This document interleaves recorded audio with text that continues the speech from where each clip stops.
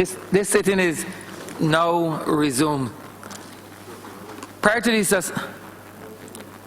the suspension, I had indicated that this Honourable Chamber was adjourned until 5:15 p.m. for 15 minutes. It should have been suspended, so I wish to correct that error. Speaker, I beg to move that further debate on this, further consideration of this resolution be postponed.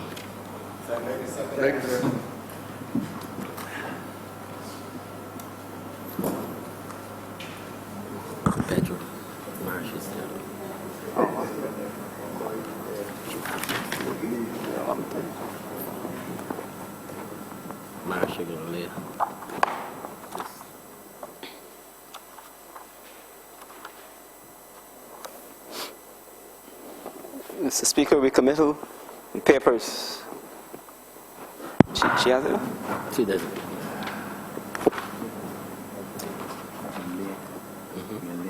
Commanded today. Commanded. Honourable for St. Michael South Central. Thank you, sir. Mr. Speaker, I am commanded to lay the white paper on planning law reform.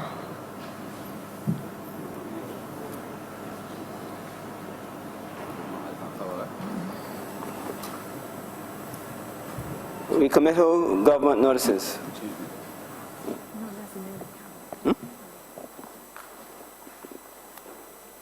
Who doing what? Huh? No, do everything. No, I got everything.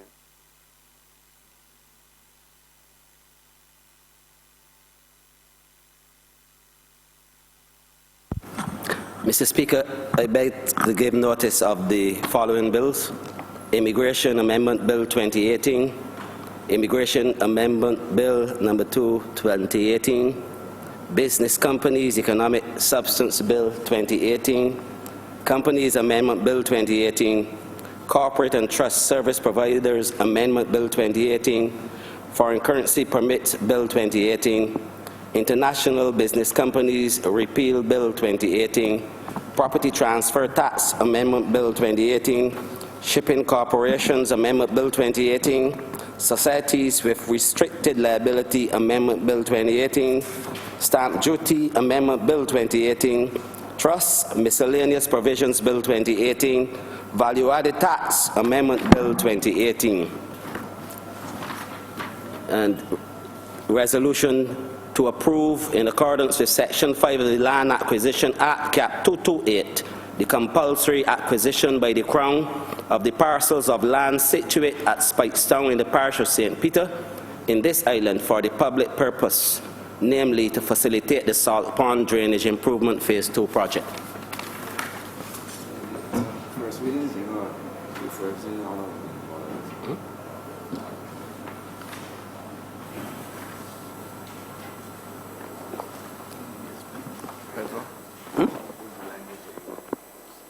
No, I'm back to move that.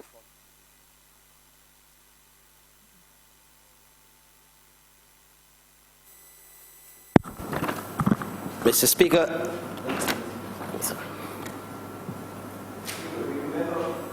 First readings of bills.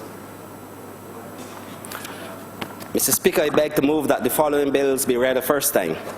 Immigration Amendment Bill 2018, Immigration Amendment Bill number 2, 2018, Business Companies Economic Substance Bill 2018, Companies Amendment Bill 2018, Corporate and Trust Service Providers Amendment Bill 2018, Foreign Currency Permits Bill 2018, International Business Companies Repeal Bill 2018, Property Transfer Tax Amendment Bill 2018, Shipping Corporations Amendment Bill 2018, Societies with Restricted Liability Amendment Bill 2018, Stamp Duty Amendment Bill 2018, Trust Miscellaneous Provisions Bill 2018, Value Added Tax Amendment Bill 2018. And the resolution to approve in accordance with Section 5 of the Land. Does.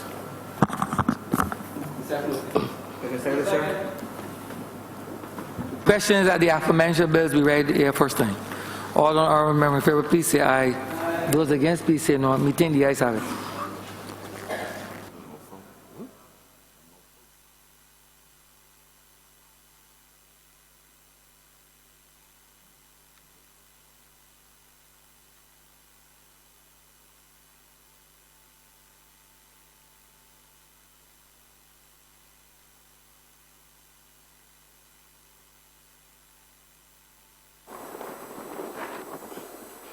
The Speaker, government business.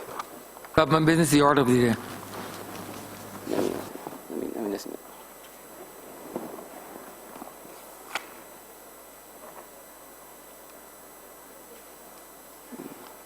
Order number 10, sir. In the name of the Honourable Minister of International Business and Industry, to move the second reading of the International Business Companies Repeal Bill 2018.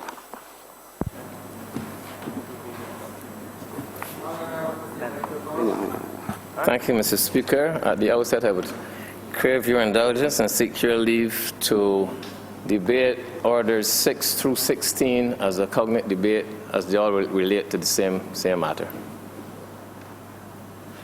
Second that. Beg to second that, sir. Question is that the aforementioned bills be done as a cognate debate, given the fact that they're inextricably linked. All those honourable members in favor, please say aye. Those against, please say no. We think the ayes have it. Thank you, Mr. Speaker. At the outset, let me say that I know that getting to where we have gotten to today, by the route we have taken, has been a very tiring exercise, and the forbearance of everyone is deeply appreciated. I would also at the beginning wish to apologize to all members for the rather late receipt of the relevant bills, and I would apologize to the one likely to make the most noise about it, being the Honourable Leader of the Opposition. But I would also say, Mr. Speaker, that I did try to reach him on quite a few occasions yesterday to give him, to inform him what we were doing today and ensure that he got rather early receipt. In fact, he is now in the position where he has copies of the bills and I myself do not yet have any. He himself has been, because I gave him mine. So, Mr. Speaker, but for what he's been calling on me for this debate anyway, so this certainly should not take him by surprise. The truth is, though, Mr. Speaker, while I may have said that in jest, the truth is that the international business sector and the people of Barbados at large have been sensitized for a while now to the fact that changes were coming, and also to the changes that were coming. They've been sensitized to those things for quite a while, certainly since the change of government in May this year. If I can just give you a brief history, Mr. Speaker. In my very first speech as Minister of International Business, it was to the stakeholder consultation at Savannah Hotel in very early July. And it was there that I first made mention, in a general way, that changes were going to be coming to this sector. Then in October this year, at the annual conference of the Barbados International Business Association, again, when I addressed that body, Mr. Speaker, I went into a fair amount of detail in terms of the changes that would in fact be coming. Then, Mr. Speaker, about 4 or 5 weeks ago, I made a fairly lengthy statement, which was in fact televised, in which I went into even greater detail about the changes that would be coming to this international business sector. One of the things I announced then was that the Prime Minister, the Honourable Prime Minister, was going to be making a ministerial statement very shortly after that statement, indicating that, confirming that Barbados had taken the route of going by way of tax convergence, and announcing the rate at which Barbados was going to converge, the rate at which we were going to converge. And in fact, Mr. Speaker, I think it's now, 3 weeks ago to the day that the Honourable Prime Minister was in this chamber, in fact, making that ministerial statement, announcing Barbados was going the route of tax convergence and the rate that we were going to be using, the range, perhaps I'd better say. Shortly after that announcement, Mr. Speaker, there was a media sensitization event put on by the Ministry of International Business when Barbados' new position, as it were, was fully articulated and explained to the media for them to not only digest themselves, but also for them to spread. And as that was happening, Mr. Speaker, I myself was attending an international tax conference in Vancouver, Canada, along with members of Invest Barbados, local stakeholders, as well as the Barbados High Commissioner to Canada, Reginald Farley. We were at that conference. Again, at the ministerial level, we were actually interfacing with a number of persons and ensuring that we were able to respond to and discuss any queries that they might have had in relation to what Barbados was doing. It became quite clear to me up there as well that by and large, the world now knows what Barbados is doing in relation to our plans, in relation to the adjustments we are making to the international business sector. And the things I just mentioned, Mr. Speaker, quite frankly, are only some of the things that we did really to sensitize the country as to what was coming. What we are doing here today, therefore, Mr. Speaker, really is just putting some legislative meat on the policy bones that have already been announced in relation to this sector. Nothing that is going to be said here today really should be taking anyone by surprise. So I'm just saying that to ensure that the Honourable Opposition Leader does not seek to make any untoward statement in terms of any alleged lateness in receipt, in relation to receipt of any documentation for today. We are doing today, Mr. Speaker, just giving legislative effect to what was already announced by and large to the world. So, Mr. Speaker, really and truly, this really need not be a very protracted debate, given that people already know and were fully expecting this. But for the benefit of those who might feel that they do not have a very clear perspective on where we are today and perhaps why we are where we are and what we plan to do, I am going to give a bit of background and context to what is actually before Parliament today as I tell the tale of what is actually embodied in the pieces of legislation that were just laid in this chamber. Mr. Speaker, a number of organizations, including G20, OECD, International Monetary Fund, World Bank, and regional organizations, have taken action to address what they see as weaknesses in the international tax system that create opportunities for countries by their tax policies to erode the tax bases and the tax revenues of other countries and shift profits away from those other countries to their own countries. And this is referred to as BEPS, base erosion and profit shifting.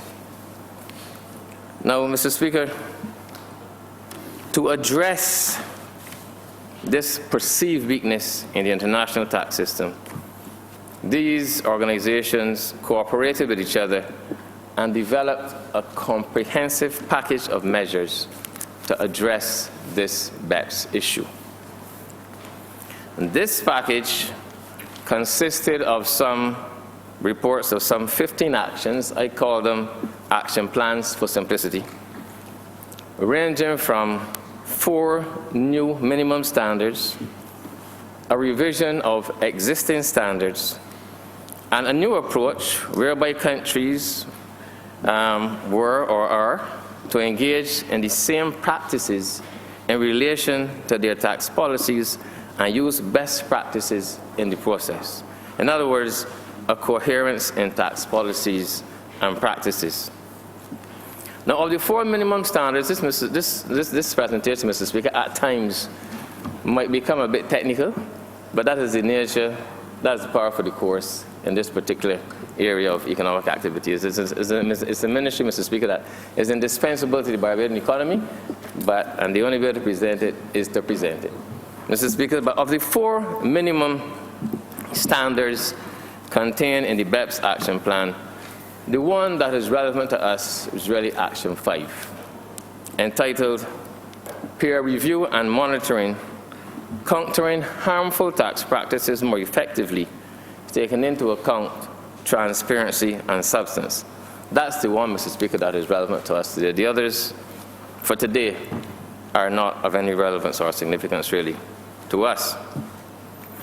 And it is felt that the implementation of this Action 5 would allow countries to protect their taxable bases and revenues against erosion by what are called harmful tax practices of other countries. Mr. Speaker, are you with me?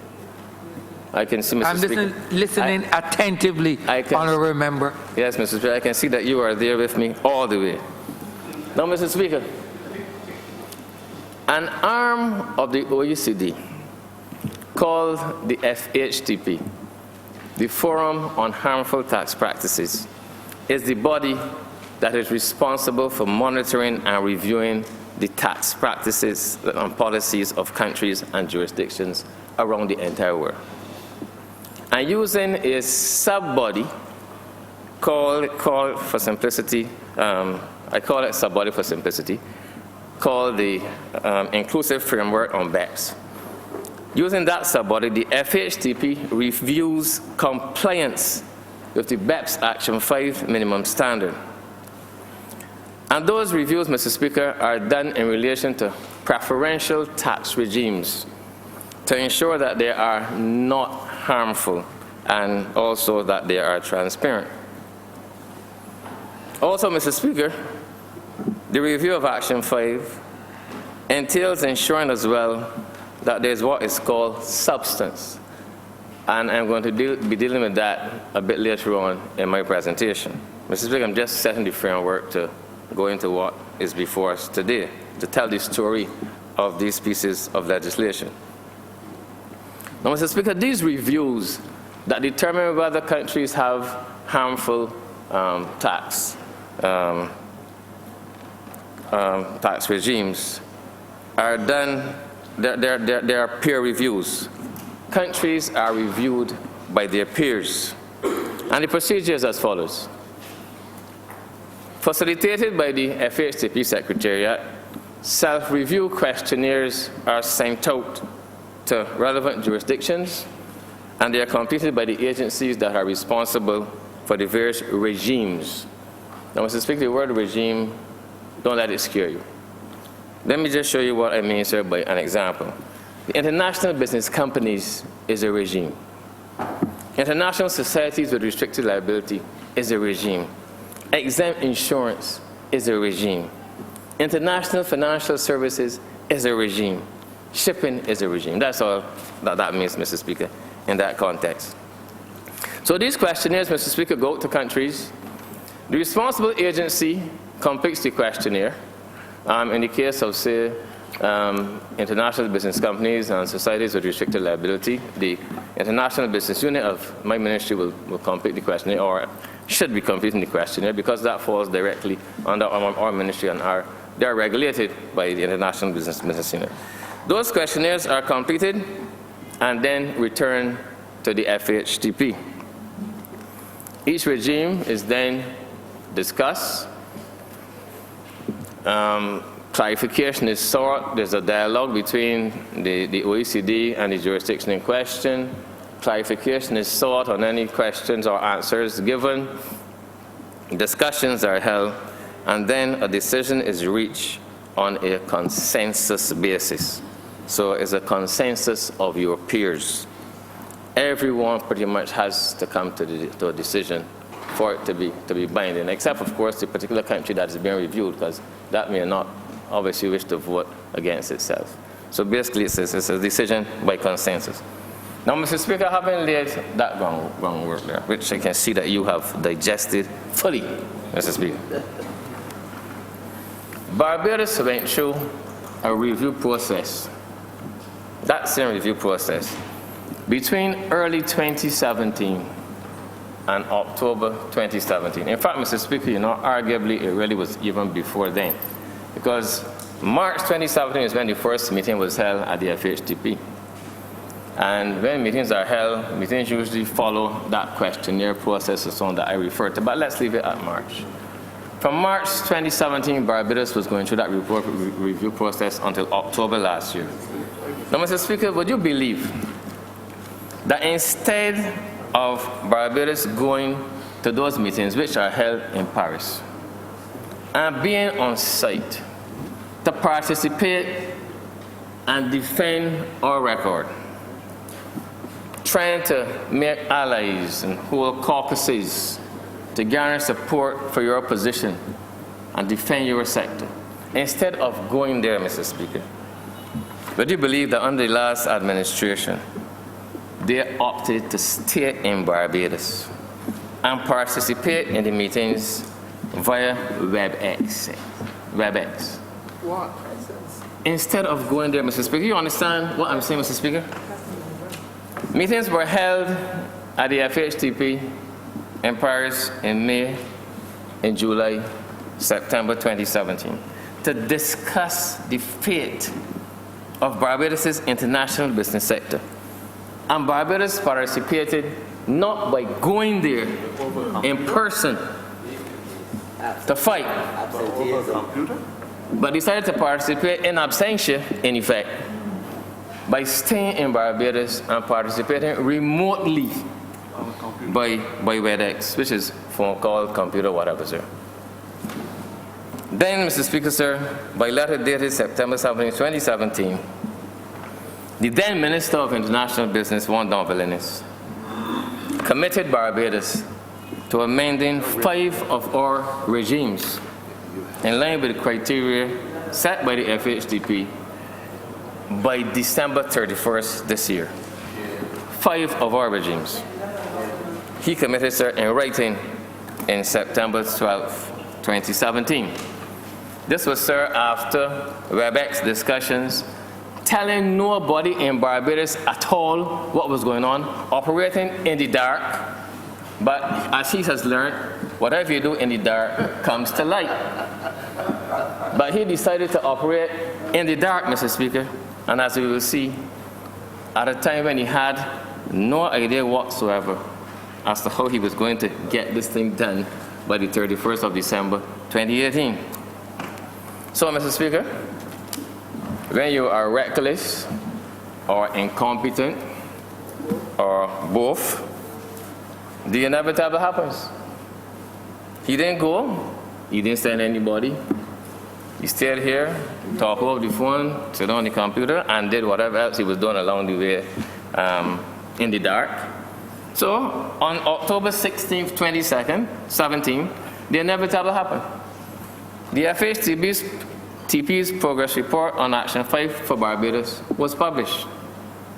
And 9, Mr. Speaker, 9 of Barbados' regimes were found to be potentially harmful.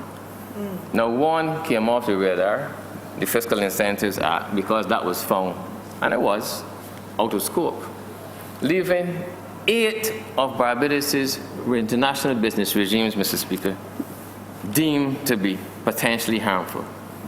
And again, Mr. Speaker, by letter dated November 16, 2017, the said Minister of International Business again committed to making legislative amendments, serious and fundamental legislative amendments, to address all of these problems by no later than December 31st, 2018. Again, Mr. Speaker, without telling Barbadians one single word about what was going on. And again, Mr. Speaker, having no plan whatsoever as to how he was going to take Barbados out of this mess into which they had put us. This propensity, Mr. Speaker, of the former administration for stealth and to commit Barbados to burdensome responsibilities and positions without any consultation really didn't start with those 2 letters. Because you heard me mention earlier the sub-body of the inclusive framework.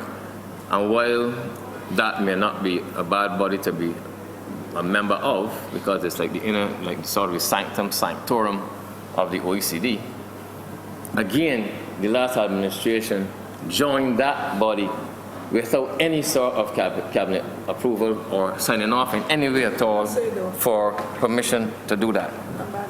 That's a fact. It's as if the place was, the whole international business sector was just on autopilot. That's the truth, Mr. Speaker. But, Mr. Speaker, what is startling about all of this? Two things, really. First is that a government sat on its laurels. I can use the real terminology, or I gotta leave it at that. Use the real terminology, Honourable Member. Use the real terminology. On its laurels. No, Mr. Speaker, believe me, I can use the language. You can use the language, but if I give you permission to use language in this honorable chamber, you can so do. Yes, sir. Well, they sat on their backsides, Mr. Speaker. From early 2017, or as I said possibly before, when this review began, with time on their side to some extent, and simply agreed to commit to changing radically our system of taxation that had been in place and developed and evolved over some 4 decades, Mr. Speaker. They had the time then, at least, to put up a fight, and at least to put up a better response than they did. They could have referred to the response that we mounted back in, was it when, back in 1999 or so, when we decided to challenge the OECD. Put up a fight. They could have referred to that approach, but instead, Mr. Speaker, they just acquiesced. They acquiesced every step along the way, and then had the unmitigated gall to come a few days before the elections, just held in May, just a few days, in cabinet, and commit at the cabinet level then. Before then, it was the minister committing. Then, when the cabinet found out, Mr. Speaker, the cabinet decided a few days before the election to do the same thing and ratify all of his commitments, and guaranteed that Barbados was going to be able to make all these sweeping legislative changes by December 31st. Again, without having any sort of plan. Now, Mr. Speaker, that was a wicked and vile act of the Democratic Labour Party, and it really was done with the intention of binding a future government. That is what that was supposed to do. Mr. Speaker, I said also 2 things that were starting. That was the first. The second, Mr. Speaker, is that they had, as I said, Mr. Speaker, no plan whatsoever to fix this problem. And in fact, Mr. Speaker, it is only when the private sector, in the form of the Barbados International Business Association, came forward and offered to help when they saw that they were dealing with a government that was lost and grew up in the dark. They came forward uninvited. They stepped forward on their own motion, recognizing what was at stake, and offered to bail out a government that was clueless as to how to perform to deal with this problem, Mr. Speaker. And so only that happened only in March this year, when they stepped forward. Only then did the wheels start to turn, when BIBA established a task force headed by an eminent person in the name of Ben Arundel that proceeded to wrestle this monster to the ground. Only then did we start to begin to turn the corner to deal with this very, very serious matter, Mr. Speaker. And they had the audacity to commit this country at a cabinet meeting in May this year to remedy a situation as radical and as hard as this to deal with by the 31st of December this year. This near impossible task. And I say near impossible, Mr. Speaker, because I am here bringing to Parliament today 11 pieces of legislation of a suite of 14. 3 more should come by the end of this week, Mr. Speaker. How often does that have to happen? You understand how much of a hole you have to be in to have to come with 14 pieces of legislation to remedy a problem that is to be fixed by the 31st of December, 20 days or so away from now, Mr. Speaker. And we have now, so we will bequeath that by the Democratic Labour Party. And I am here today with some 11 of 14 pieces of legislation to do this. I get to all that. Congratulations will be in order at any time. We'll give this thing. Mr. Speaker, there are those who would have said that this is impossible and would have cringed at the mere thought of having to deal with this. There are some who would have said that this is as possible as drinking whiskey from a bottle of wine or finding gold in a silver mine. There are some who would have said that this is as possible. Honourable member, you're very poetic. I'm waxing, Mr. Speaker. I'm waxing. But, Mr. Speaker, this government decided that against the odds, we would fight for a sector that former visionaries of the Barbados Labour Party, like the late Tom Adams, Mr. Speaker, and others, had created and nurtured for the betterment of this country and its people. And we decided, Mr. Speaker, that we were and we are going to fight for that sector. I don't know, Mr. Speaker, if what I just said is that the root cause for the treatment of this sector by the last administration. The fact that it was started by Barbados Labour Party visionaries. I don't know if that's the reason why they tried so hard to simply throw it under the bus. But the fact is, Mr. Speaker, that they have left us, that last administration, a veritable mess. Because as I said earlier, Mr. Speaker, a number of our regimes were found to be potentially harmful.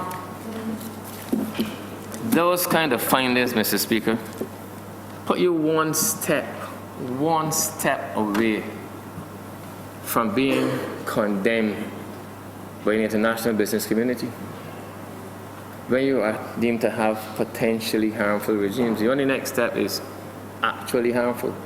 But even potentially harmful makes them start to look at you in a certain way. And unless you take steps to fix them, Mr. Speaker, to fix the problems, you could end up being on a blacklist, which is what we will face if we do not get these pieces of legislation through this chamber by midnight of December 31st. And Mr. Speaker, I know what I'm dealing with. And I know that if we do not get this through by midnight on the night of December 31st, you could easily wake up at 4 o'clock New Year's morning and find that the European Union has blacklisted you at 1 minute past midnight. So this is no play thing, Mr. Speaker. This is a very, very serious commitment. When a former administration can treat a sector like this, I heard mention made about lock up.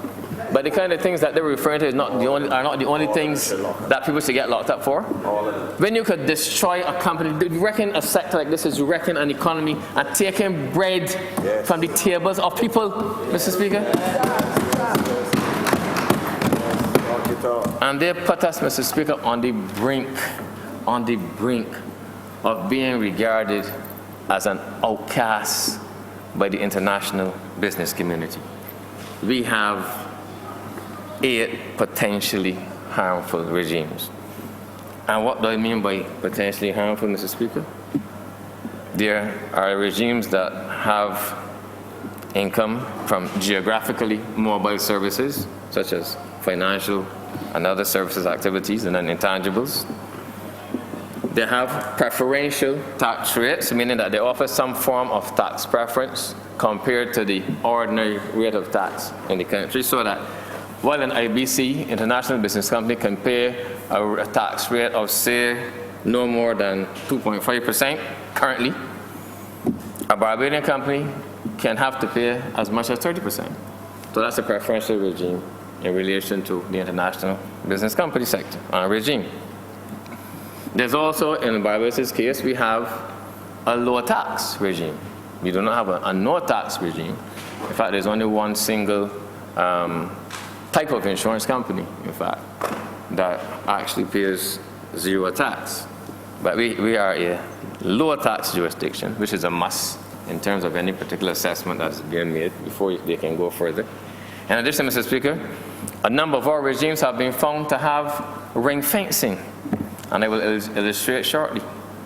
And lastly, Mr. Speaker, there is no requirement in any of our legislation for substantial activity in relation to any of the preferential regimes, meaning that there's no requirement in our law that the taxpayer benefiting from the preferential regime has to undertake the core income generating activity that produces that income in Barbados. So let me give an example, Mr. Speaker.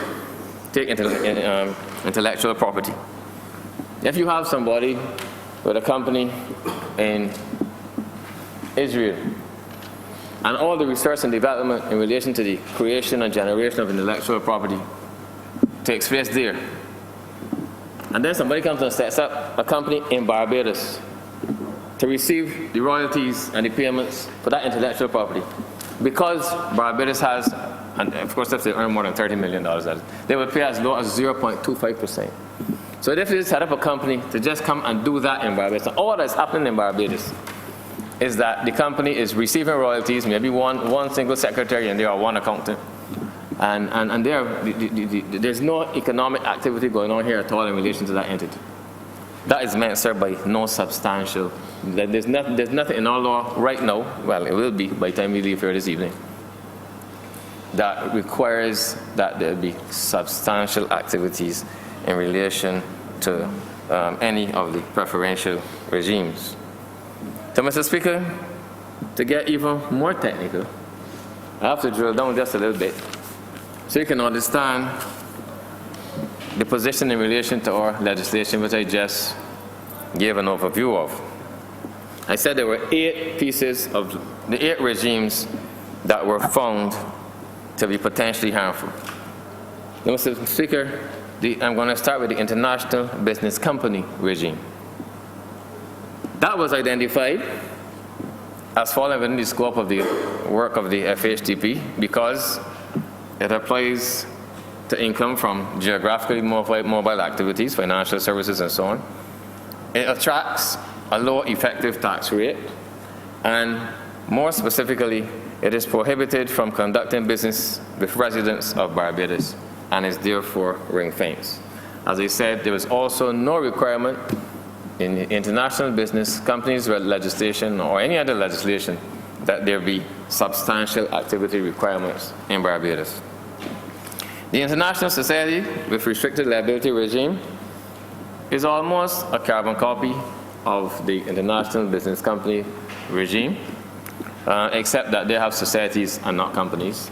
But again, ISRLs, International Societies with Restricted Liability, are prohibited from conducting business with residents of Barbados, and they also, therefore, are ring-fenced from the domestic market.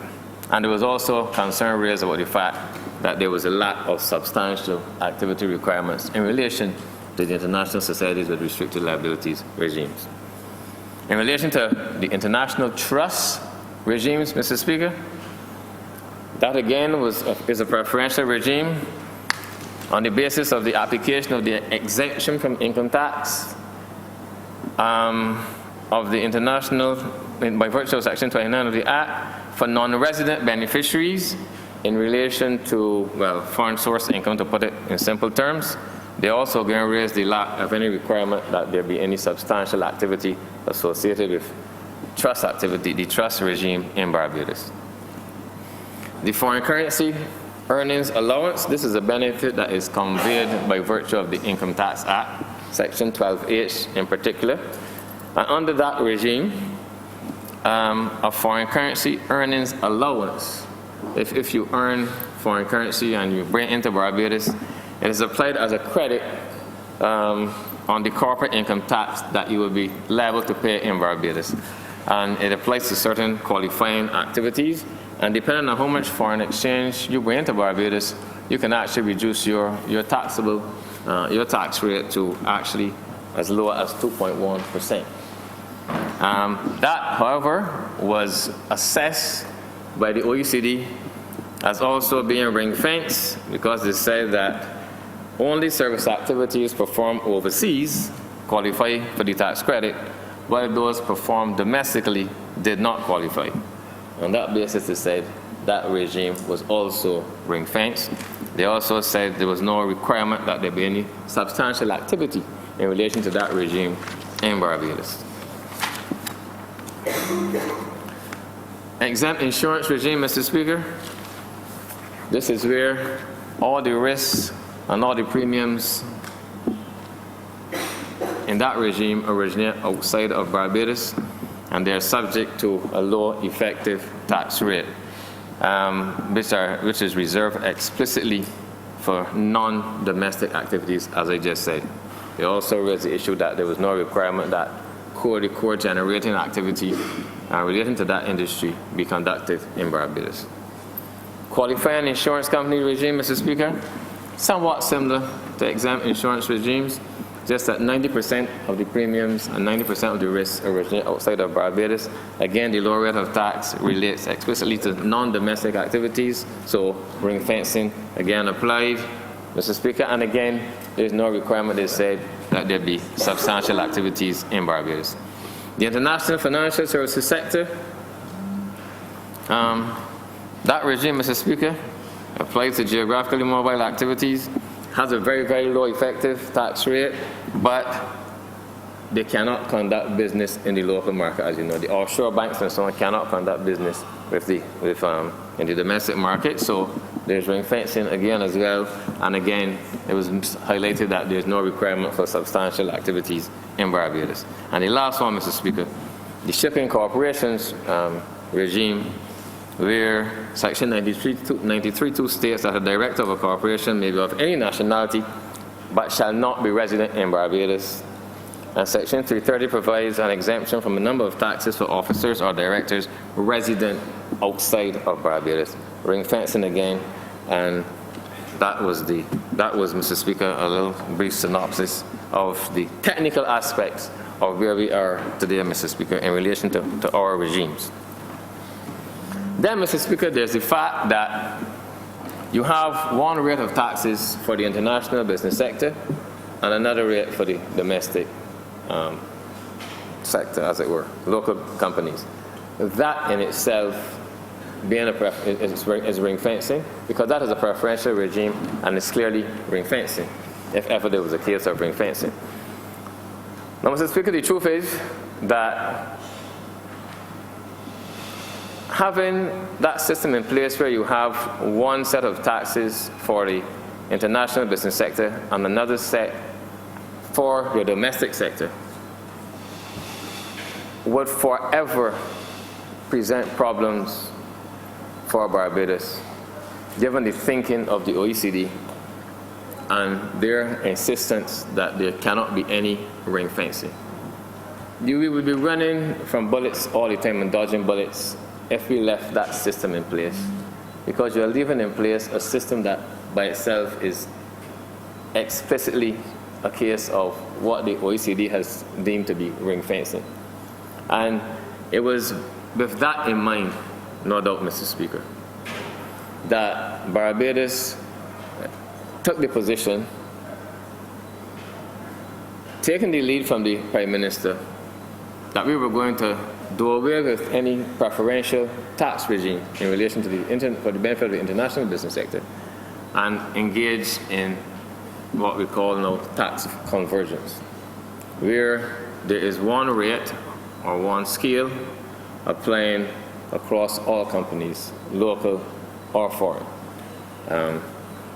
And it was felt that this was the way to go to avoid the problems that we will always encounter if we did not take steps to deal with that.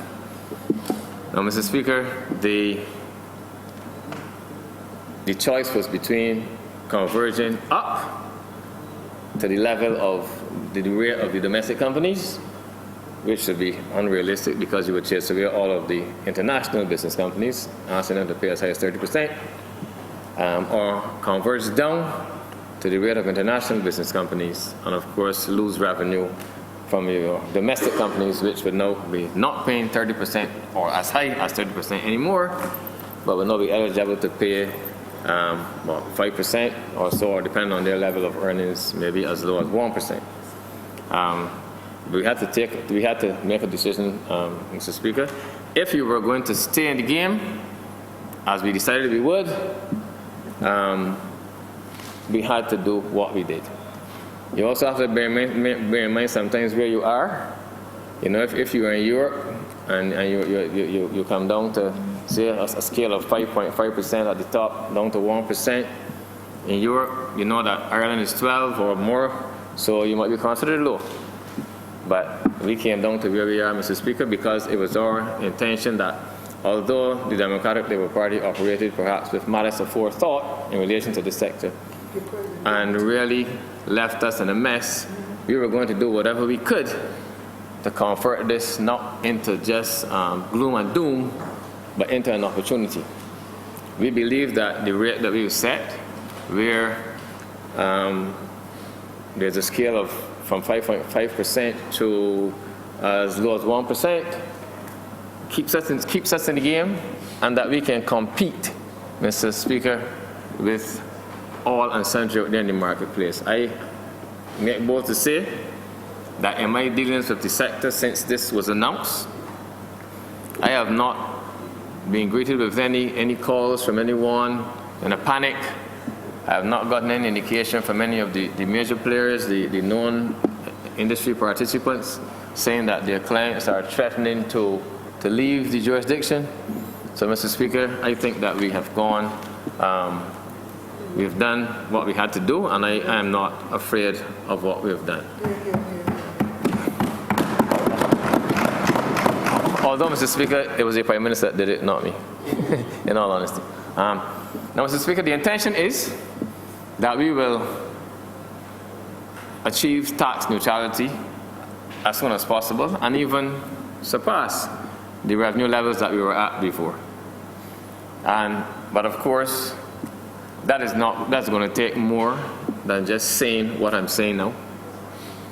It's going to take a gargantuan effort in terms of the marketing that we are going to have to do, because you cannot do as the Democratic Labour Party did and expect to operate remotely via WebEx and think that people are going to decide to come to Barbados. The reception I saw when I was at the International Tax Conference in Vancouver suggests that they're very glad when it is seen that at a high level, Barbados takes these things seriously. So we have to ensure that we are out there now in everyone's face at all times, and ensure that we can get our message across and ensure that we stay in the game. It will also mean, Mr. Speaker, that Barbados has to recognize that the ease with which some things are done has to be improved if you are to face reality.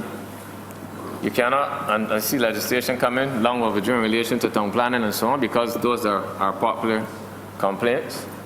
Certainly, Mr. Speaker, commercial banks are a major hindrance to the development of this country, and that's a fact, and certainly to the development of this sector, because you only have to have passing conversations with some of the major players in this industry to hear the gripe that they get in relation to their clients being able to establish bank accounts in Barbados. And I mean, if they make it so hard for Barbadians to open bank accounts, you understand how hard it is they're going to make it for non-Barbadians. I remember when I tried to open my constituency branches, but not I, the branch, tried to open an account at a certain bank somewhat 2 years ago. It took about 3 to 4 weeks before you got back word saying that the account had been approved. And now there's the dangerous specter now creeping in, not creeping in, has taken root now, of blacklisting what is being called a politically exposed person. So you ain't to be a politician no more. You ain't even supposed to know a politician at all. You know, if not, then you go anywhere at all, no, especially a commercial bank, playing God, you are an outcast in this country. A politically exposed person. But you know, Mr. Speaker, I sometimes blame ourselves in here for this. Yes. Because Parliament is the highest law of the land. Correct. And you can enact legislation to ensure that people behave the way they are supposed to behave. But I have to say, Mr. Speaker, some of my colleagues may not want to hear me say this, but it's true, because you know, with the members of St. Michael North, you know where you stand. I sat in this chamber already, recently, and I heard a debate on integrity legislation, and there's nobody in the world more in support of integrity than me. You can only be as supportive of it as I am, not more so than me. But when I heard some of the contributions in there about ourselves, everybody didn't focus on the lack of integrity, but on launching an onslaught on the political class, of which we are members, and of which I am a proud member, and a proud member of Parliament for now 24 years. And when I hear the kind of statements that people make about the political class, what we're left for a commercial bank to do? What is left? I remember a former member of Parliament for Christchurch South, with your permission, Bobby Morris, said to me when I was entering politics, when we politicians treat each other the way we do, the people should treat us anyhow. And that's a fact. We launched some onslaughts on ourselves, so now you go out there now to a commercial bank, and because you are a politician, you are dirt in this country. Dirt. And people, if they know you, and God help them if they have an association with you, go follow all kind of forms and all kind of things, and children and all kind of things. We are at a distinct disadvantage, and commercial banks are now perpetuating this thing, this attack on the political class. And I think, Mr. Speaker, we have to recognize the power we have, as I said before. And if people do not want to treat you like human beings, then we in here, we can bring them to a Christian understanding as to how they are supposed to relate to people. Politician is not an evil person. I know in the last administration, you might be tempted to think that they were. But we are decent people, decent citizens. Treat us that way when we come to you. But alas, Mr. Speaker, I digress. I digress. So, Mr. Speaker, commercial banks have to facilitate the international business sector. And it is coming through too often now when you speak to the corporate service providers, that they're telling you that clients that want to come to Barbados are encountering difficulty opening a bank account. If someone want to invest in Barbados and can't open a bank account, what are they going to do? They're going to turn around and get on the next plane and head back out the country. Banks in this country are over-regulating, and they've got to cool it. They need to cool it. It's not everybody who is evil. It's not, but it is not also only the commercial banks, Mr. Speaker, that's slowing things down in this country. Because I was called by a friend of mine on Saturday,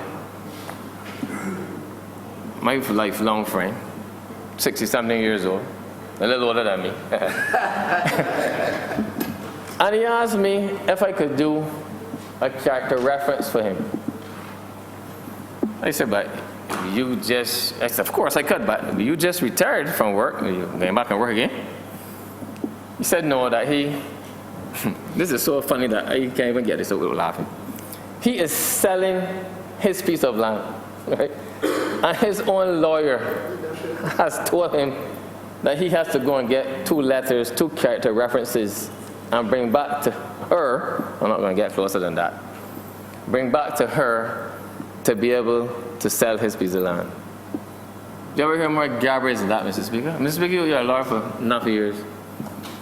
You work for vendors. You ever ask any vendor yet that you got to bring 2 letters, character references, to sell a piece of land that you own for 25 years? But there's a monumental madness, Mr. Speaker. I said, no, well, I have been out of practice for 7 months. And I was never really a big conveyancer anyhow. But I said, well, maybe things have changed.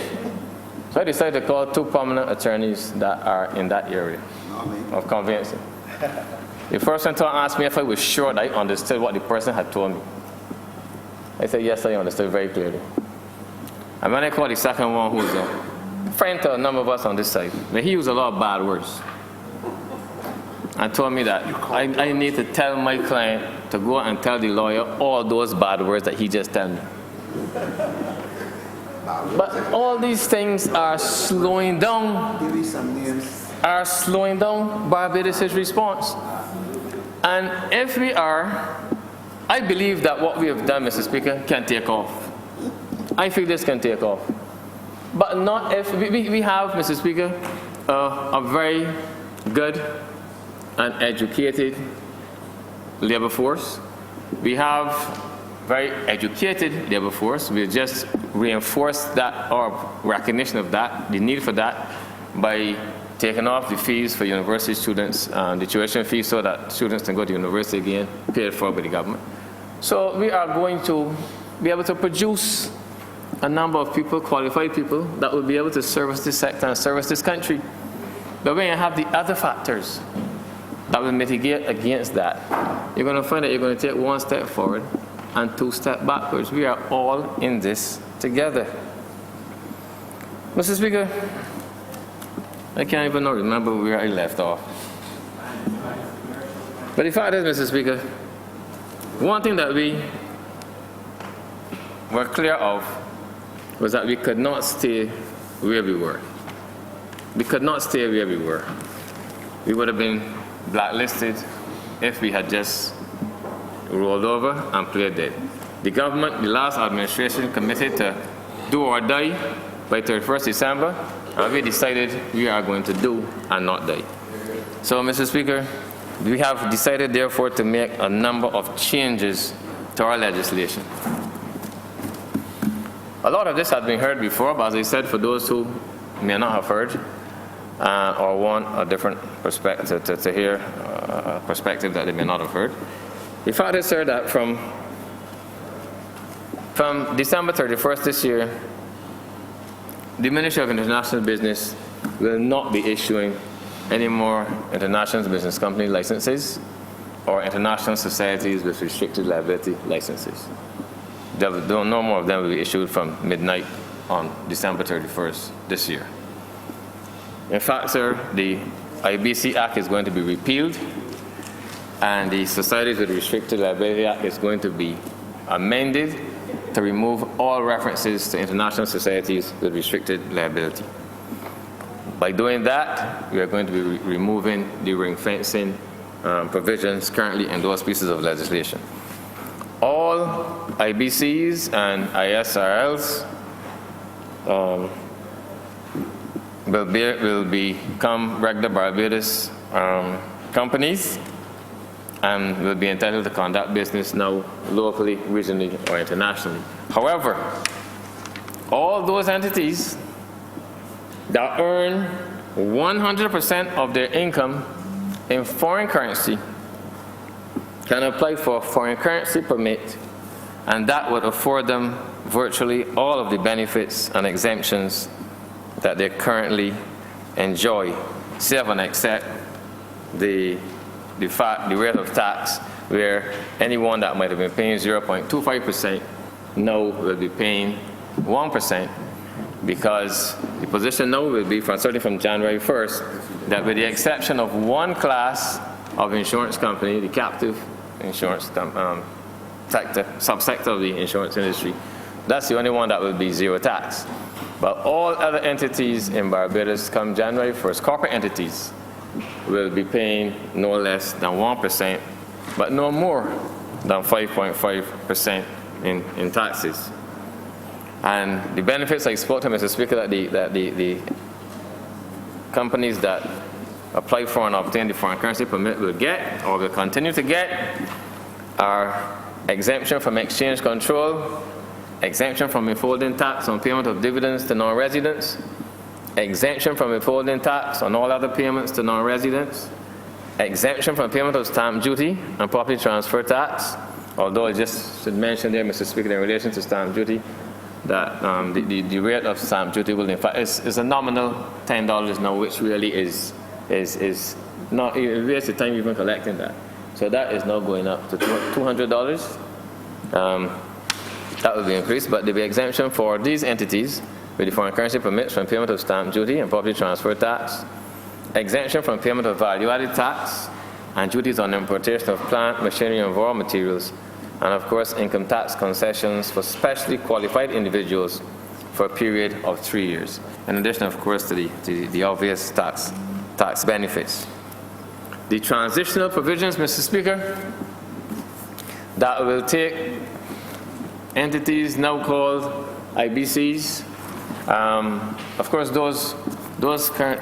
all those that were licensed before October 17, 2017, their rights will be grandfathered until June 2021, and they will continue to be referred to as IBCs. But any new entrants into the market, of course, will be regular business companies. The guidelines in relation to the transitioning from the old regime to the new regime come January 1st. Those guidelines have already been laid in this chamber. There's another set that is perhaps a little more tidied up, perhaps a little more updated. And if you wish, Mr. Speaker, I can make those a document to the House or certainly available to members. The entire sector will get them in quick time. Likewise, society with restricted liability, again, they will become regular business societies because they're not companies, they're societies. And again, they will, the same provisions that I mentioned that apply to international business companies, almost carbon copy, apply to them, except that they're societies and not companies.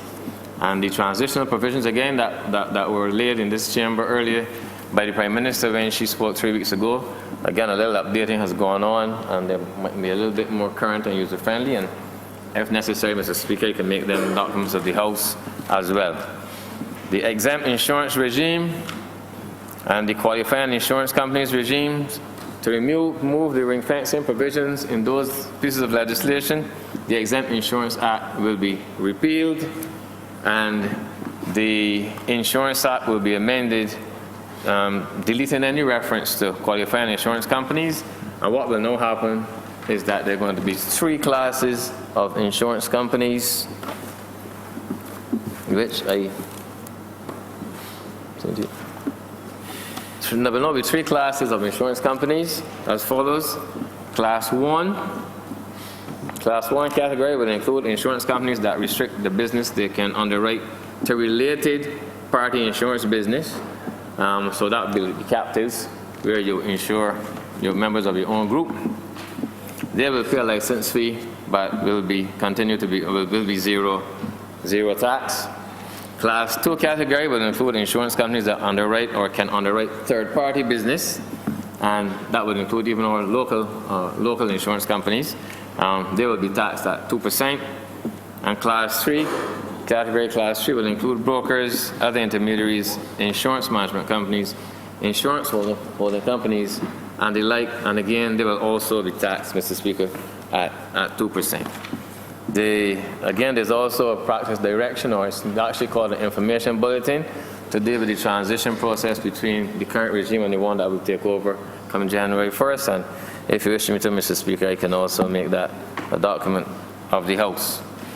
The International Financial Services regime, to remove the ring-fencing provisions in that legislation, we're going to repeal the International Financial Services Act and amend the Financial Institutions Act to create a new part in that act to accommodate those entities that are currently housed in the International Financial Services Act and that generate solely foreign currency, the same offshore banks and so on that I referred to earlier.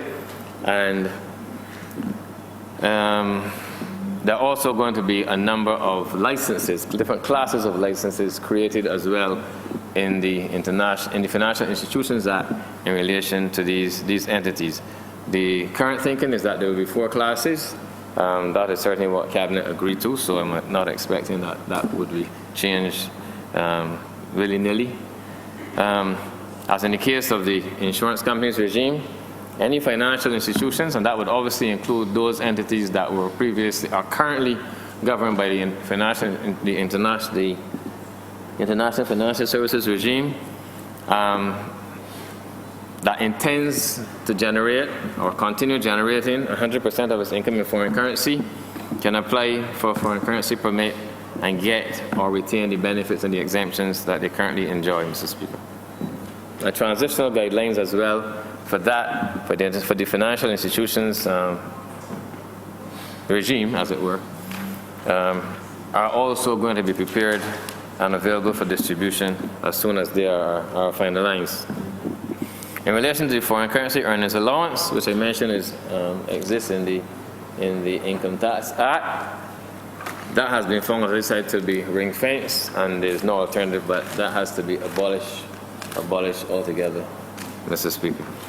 Then we have the international trust regime, which, as I said earlier, was deemed to be ring-fenced. The thing, Mr. Speaker, about international trust is that international trusts really can't have locally sourced income. They can't own any assets in Barbados. They can only have foreign source income. So when it makes a distribution to a resident of Barbados, it is taxed, but not if it makes a payment to a non-resident beneficiary, when it would not be taxed. And that is what really got it into trouble in terms of ring-fencing in the first place. So what will happen, Mr. Speaker, is that the International Trust Act will not be repealed. That will be renamed the Trust Miscellaneous Provisions Act and amended to ensure that all these ring-fencing elements are removed. And the reason why the Act will not be repealed in its entirety is because there are a number of provisions in that legislation that deal with matters that are not about tax at all in relation to trusts. And there are other matters. In fact, the new Trust Act will remove any and all references to tax period, and any tax references now in relation to trusts will be found in the Income Tax Act. And there will be no special mention anymore of any trust because it was settled by a non-resident settler with trust property that consists of non-Barbadian assets for the benefit of non-Barbadian beneficiaries. There will be no longer any special treatment or mention of those. So on those fences, Mr. Speaker, will come down. And lastly, Mr. Speaker, the shipping corporations regime.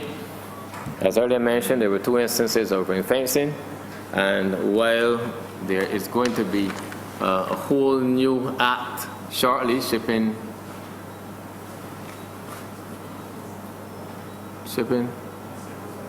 Incentives Act, that would not have been ready by 31st of December, so we had to go ahead and make the amendments to the Shipping Act to ensure that we took down the ring-fencing requirements. I spoke earlier, Mr. Speaker, about the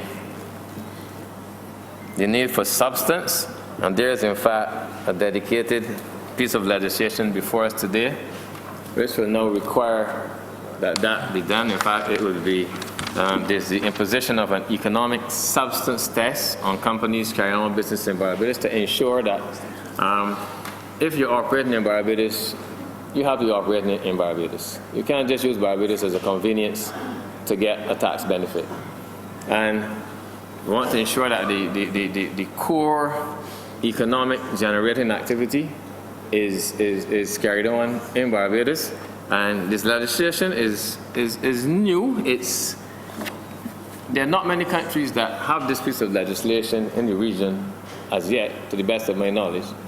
In fact, it is still something I think that is being worked through, I think, even at the level of the OECD itself.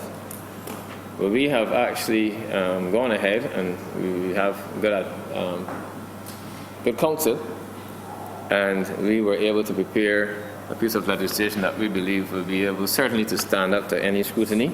The first thing, of course, you have to do is determine what activities it is that you intend to monitor.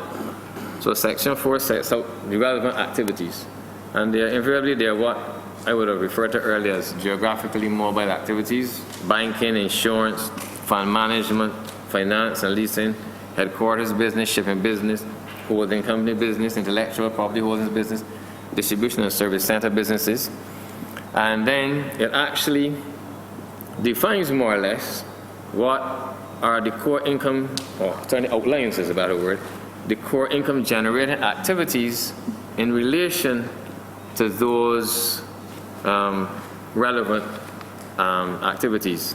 So in respect of banking business, it states what would be considered to be core income generating activities, and each of the relevant activities is assigned certain core revenue, core income generating activities criteria.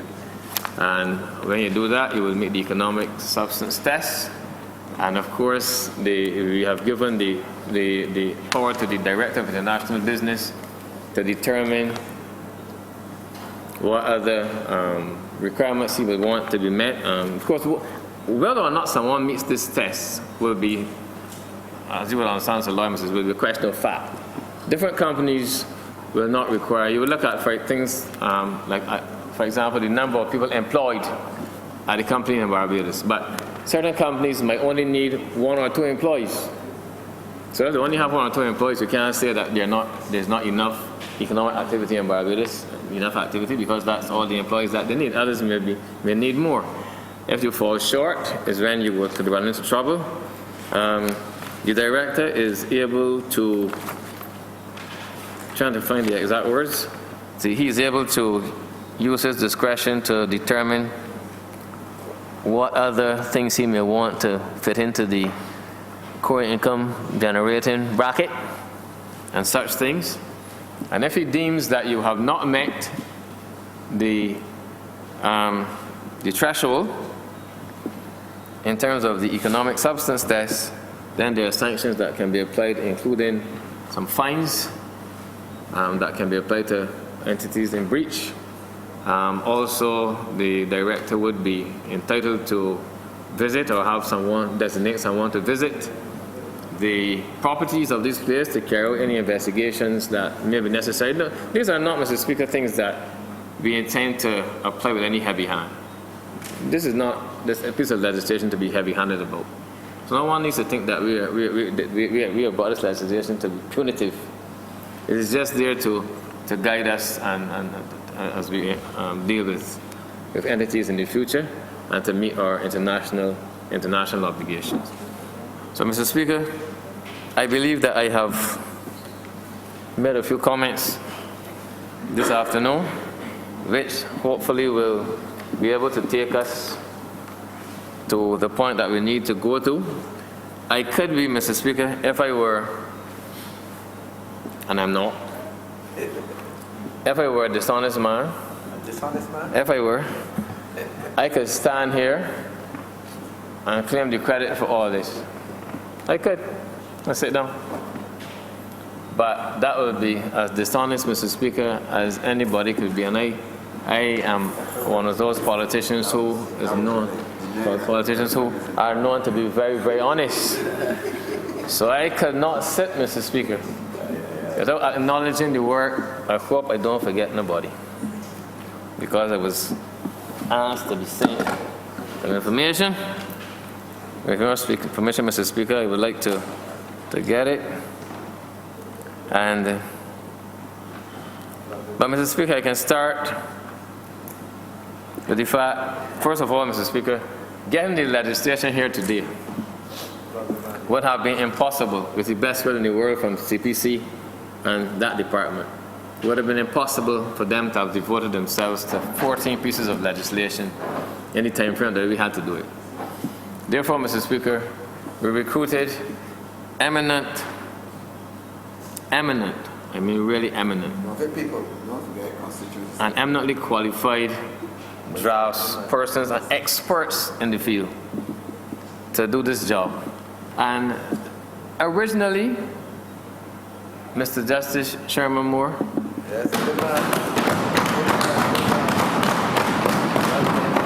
hailed from St. Michael North, as you would expect, as you would have expected.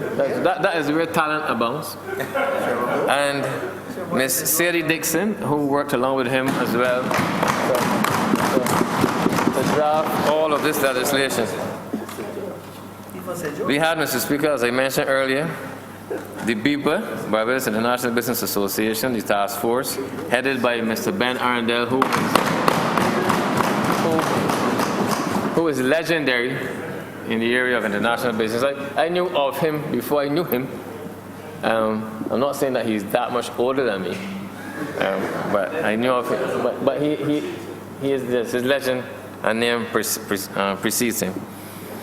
We have also a number of ministries across government. The Ministry of Finance also played a significant role. CPC, of course, and the staff. The Attorney General, who had many quarrels and fights with me about this matter up to a couple of minutes ago, I think, just before he started to speak. But I thank him for having played the role that he did. And as I said, CPC and the staff at CPC. My ministry's own legal officer, who only came on board a matter of weeks ago, I was shown at the deep end, has also been very heavily involved, and I would not wish not to mention her as well. We had then Mr. Wayne Lovell, a tax specialist, taxation expert, I think, tax officer, who also did a lot of work, particularly in relation to the computation and reworkings of numbers and so on, to arrive at the rate at which Barbados finally decided it was going to converge. And he also played a critical role there.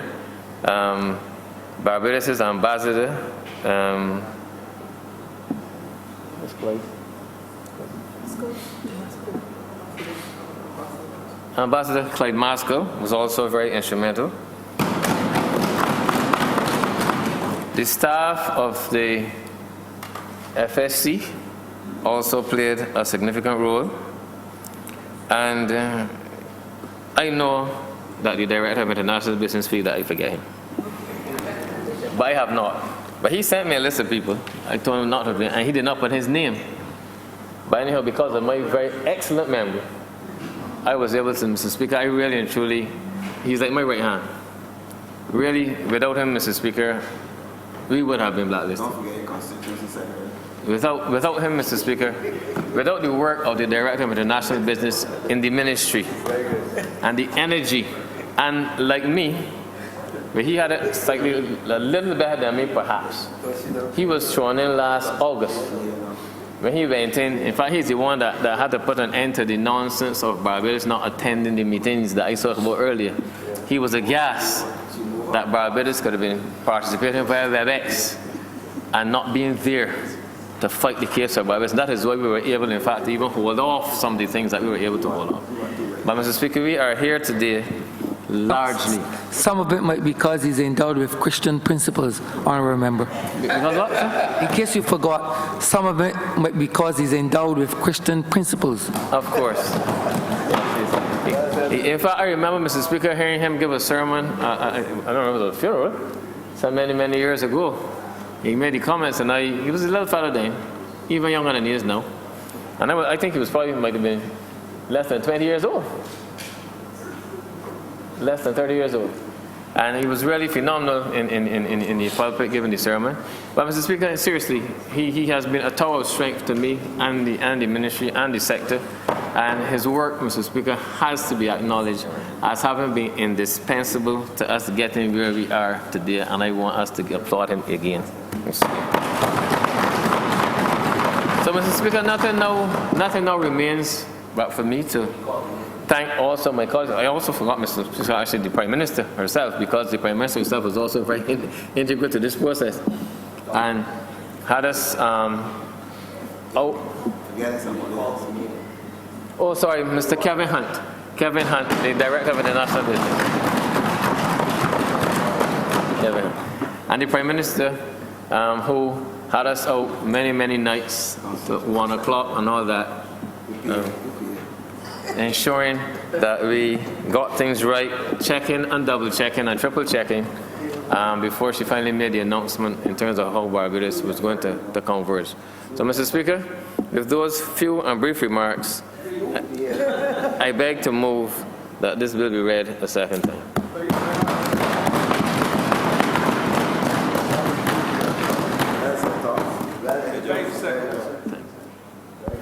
Honourable Member for St. James Central. Mr. Speaker, sir, I want at the beginning of this contribution to thank and to congratulate the Honourable Member for St. Michael North, who just took his seat.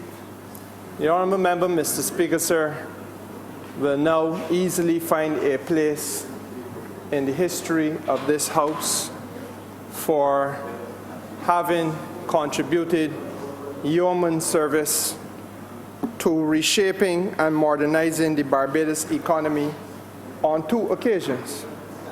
The first one, Mr. Speaker, sir, of course, was when he served as Minister of Commerce and brought the Fair Trade Commission legislation and the Consumer Protection legislation. And if I remember correctly, there was a third one as well, that was a companion piece of legislation, fair competition legislation.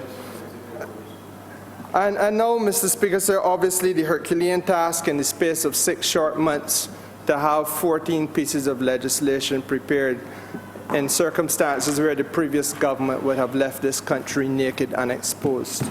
I also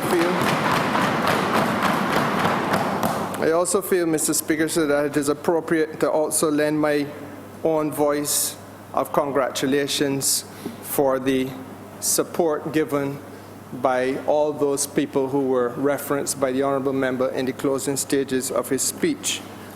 Now, Mr. Speaker, sir, we are here on a major matter which is really historic in nature, because for the very first time we have come to the point of fiscal convergence in Barbados.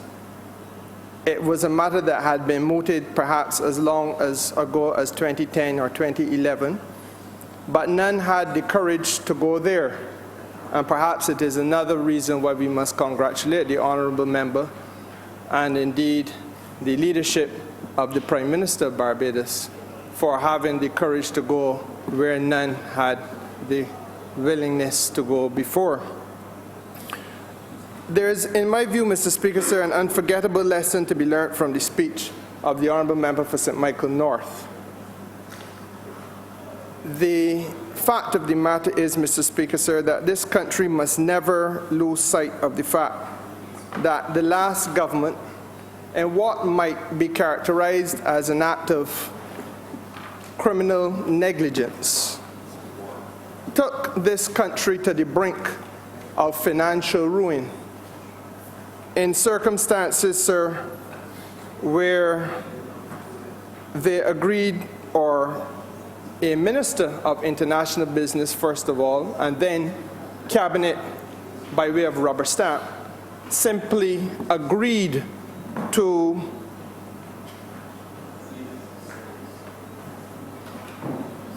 throw caution to the winds,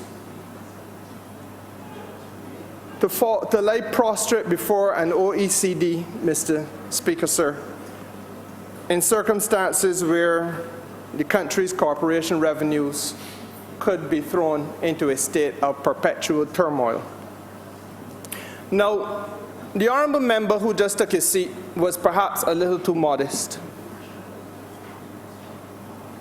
He is presiding over a sector, sir, which in 2008, when the last administration took office, was earning Barbados $280 million per year.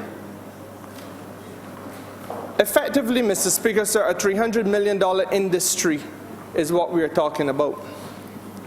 The future of that industry, or the fate of that industry, reads like a tale of woe when one reads what happened between 2008, when the Democratic Labour Party came into government, on what happened up to 2018 when the people of Barbados ushered them out of government. And with every successive passing year, the international business sector did worse. And its corporation tax contribution to Barbados became less and less. So that which stood proudly alongside tourism and gave Barbados, for the very first time in our history, a viable alternative.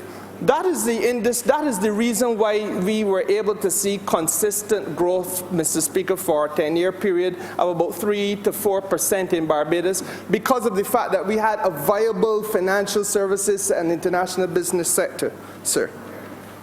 And if perhaps one wants to point to the most egregious part of this story, it is the fact that even though the last government knew that they had committed us to the brink of disaster and potential financial ruin as a country, they were prepared, sir, to allow Parliament to come to a close and to utilize and abuse the 90-day period built into our Constitution so that nothing could happen by way of legislative intervention in order to urge or to carry this country forward in a timely manner so that we would be able to meet the deadline of 31st of December, which they knew loomed, but about which they said nothing to the country, which they knew was coming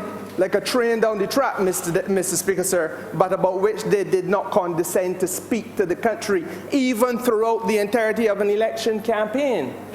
It was never once raised as an issue by the Democratic Labour Party. Now, Mr. Deputy Speaker, sir, we know that Mr. Speaker, sir, we know that 90-day program, that 90-day period was used for a number of other things. Going behind the back of the same Fair Trade Commission, for example, to try to sell the BNTCL, the effort to sell the Hilton, the effort to sell the port to global ports, it go on and on, Mr. Speaker, sir. But that, and obviously in the process, stop Commonwealth citizens from voting, yes. But what did not happen, sir, is that there was no engagement with this country at all about the fundamental issues that have just been put before this House by the Honourable Member and who was Minister of International Business. So that while the conduct of the last government, Mr. Speaker, sir, was reprehensible at best, there is a lesson in there, in my view, as a point of departure that we must never lose sight of, because this is an example of how you do not govern and how you must never govern. But, Mr. Speaker, sir, there is another issue here. I think that this is also a moment which is also a teachable moment, because Barbados's foreign ministry, in my view, must now associate itself with the foreign ministries of this region, and by extension the foreign ministries of countries in similar positions to those which find themselves faced with yet another holocaust of what I believe is a well-intentioned system by the OECD peer review process, but which is going horribly off track. We have heard in this House time after time the lamentation, and I've been around this place for a long time now, sir, and you continue to hear people use the phrase that the goalposts are being shifted, the goalposts are being shifted, the goalposts are being shifted. And perhaps the time has come for us to have the engagement that we need to have, but we have not been having, the dialogue as to how we can right-size this ship. Because while, and I do believe there is an element of malice in some quarters, I don't believe that you can have a peer review process that involves over 100 jurisdictions and feel that the output is malice. There may be malaise, There may be a failure to have proper dialogue. There may be a failure to do the intellectual heavy lifting and engage on some of the fundamental issues that are threatening our mutual existence, even while we sit at the table.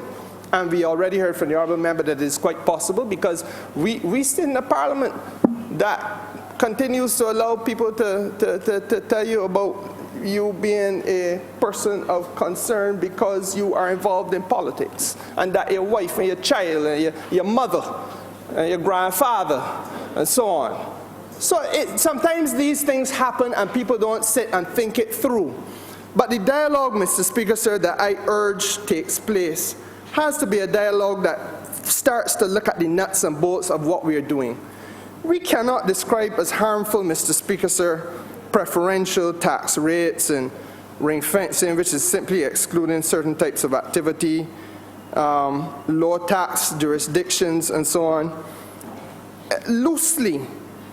Because in some of these instances, these are ghosts from the past. These are things, these are mountains, and I've said this to my colleagues in cabinet, these are mountain tops that we struggle to climb, albeit via other routes. It is as though you fight off a wolf at your front door and you feel secure, only to turn off your lights to realize that he is at the back door. The fact of the matter is, Mr. Speaker, sir, that if we are able to come to a discussion about what is the objective standard that the OECD should be looking at. What, Mr. Speaker, sir, is the question? It's the question that you identify a regime. For example, the international business companies is a regime, or you identify a regime, fiscal incentives legislation. Let's use that, because that is a classic example. Fiscal incentives is a regime. They raise an issue with it and they want to examine it and scrutinize it. And I suspect very often at low-level technical staff who are focused in a blinkered way about some of the nuts and bolts of financial services regulation, full stop. They're not seeing anything else that impacts on the governance of a country. If there were, then, Mr. Speaker, sir, they would have to know that the issue of the fiscal incentives to industry, that piece of legislation in Barbados and in other parts of the Caribbean, was subjected to close scrutiny at World Trade Organization level as far back, Mr. Speaker, sir, I believe as 2005 or 6, maybe 2007. And fiscal incentives to industry, the same piece of legislation, worded the same way without any changes, was identified as having constituted a prohibitive subsidy.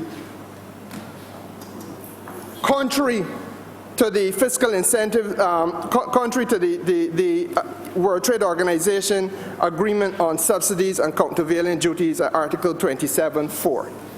Now, Mr. Speaker, sir, what was done then with that piece of legislation was that we accepted that there were prohibited subsidies involved, but we also accepted that the countries that were relying on those subsidies were small, vulnerable, open economies on the periphery of global capitalism, and that to ask us to make the adjustment in a 1-year period was to ask us effectively to commit suicide, because small countries cannot do the adaptation and absorption of the shock, adaptation to the shock and absorption of the shock overnight. And that we needed, because we were smaller, and because the impact on our small economies would be greater than on a larger economy, we needed to get a different type of treatment, hence the concept of special and differential treatment under the law. And Mr. Speaker, sir, that was accepted. That was a given, and that battle was fought and done with, done and dusted. How now does it come back under the same piece of legislation after you are given a period of time to bring about the change? Within the time frame of the change that you are given, you come back now to the same body of people to hear the same argument raised against you again, only to be told that this here is a matter that you must deal with and deal with urgently. Now, I will concede that the Fiscal Incentives Act was one that escaped the OECD's wrath on this occasion. But societies with restricted liability did not. And the same principles applied in that debate as well. We were given special and differential treatment and built-in periods of time to make the necessary adjustments. So, Mr. Speaker, sir, the point that I'm trying to make is that there must of necessity now be a dialogue at the level of the foreign ministries of all of the countries that lifts this now to a level that is beyond the technocrats who are just looking in blinkered form and fashion at nuts and bolts rules of what they believe to be fair or unfair or harmful in the context of a financial services transaction. But now to become a discussion about what it really is. How do small economies continue to survive, keep their communities enjoying a certain basic standard of living without being completely vanquished and undermined by the unnecessary excesses of people at the metropole or at the center of global finance? That's the first issue I have concern with.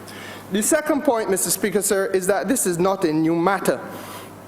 And I honestly thought that my friend, when he did his presentation, which was excellent, was going to go there when he spoke about the exposure, the politically exposed persons.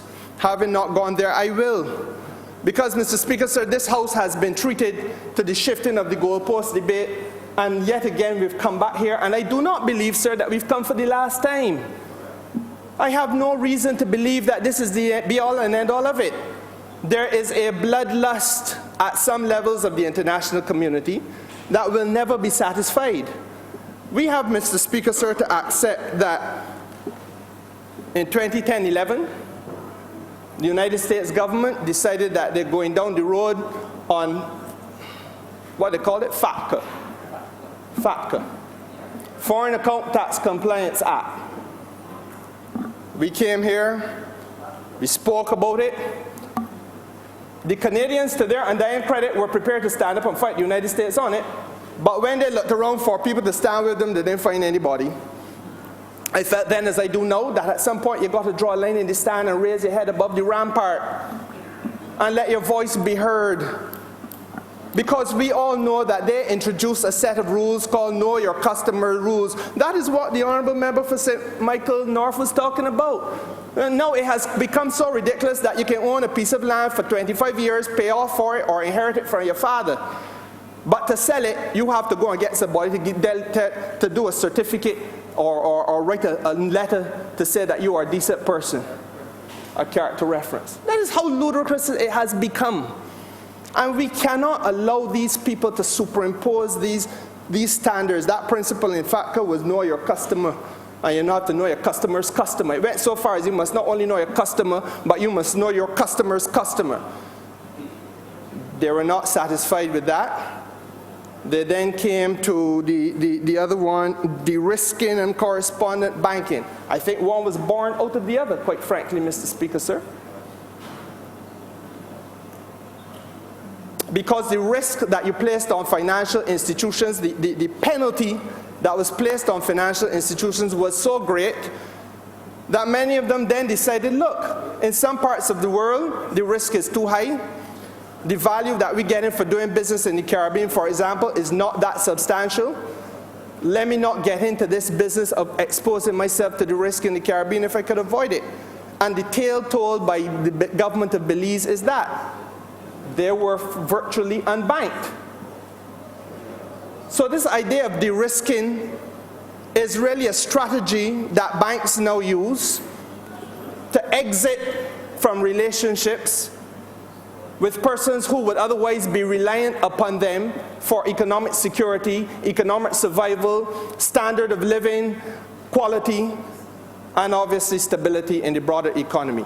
Basic human concerns and basic human principles, Mr. Speaker, sir, that we all thought we had achieved as part of civilized society. That is why I say that the ongoing engagement must now be carried by states at the level of their foreign ministries, where we must build alliances within the discussion so that it focuses on these matters and the consequences of it. Because really, what was the correspondent banking telling you, that debate? I shouldn't say debate because it's still a reality. You have come to the point where in some places in the world, including parts of the Caribbean, it is so hard to open a bank account, so difficult to do business of a basic nature. For example, your child gets into university overseas. You want to send a little bit of money to the child while he or she's overseas. But you can't send the money straight from Barbados to someplace in Europe where the child's studying. You have to go through a correspondent bank. And the bank ain't got no correspondent bank doing business with it because of this principle. So what does your child do? You do work overseas. We encourage you on one hand. And this is why it's becoming madness. It is defying common sense, and there's policy incoherence. We encourage people to look to sell their services abroad, cross-border transactions. How on earth, Mr. Speaker, sir, can you do a cross-border transaction if you don't have a banking system to facilitate the cross-border transaction and allow for payment? So it is a dance of madness that we are engaging in. And it will take us nowhere, Mr. Speaker, sir. I believe that, quite frankly, you know, you can call it what you will. In my view, there's a philosophical position in all of this. There's a philosophical position. I believe that there are some countries in the world which have always viewed the rest of the world through the lens of expansionism. And they've always viewed those at the distal end of the lens as objects of opportunity. In 1494,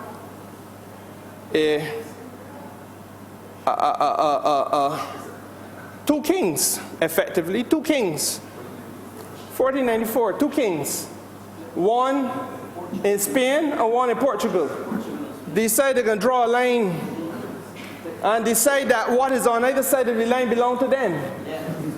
And the question was asked then, well, the sun shines on me as it shines on you.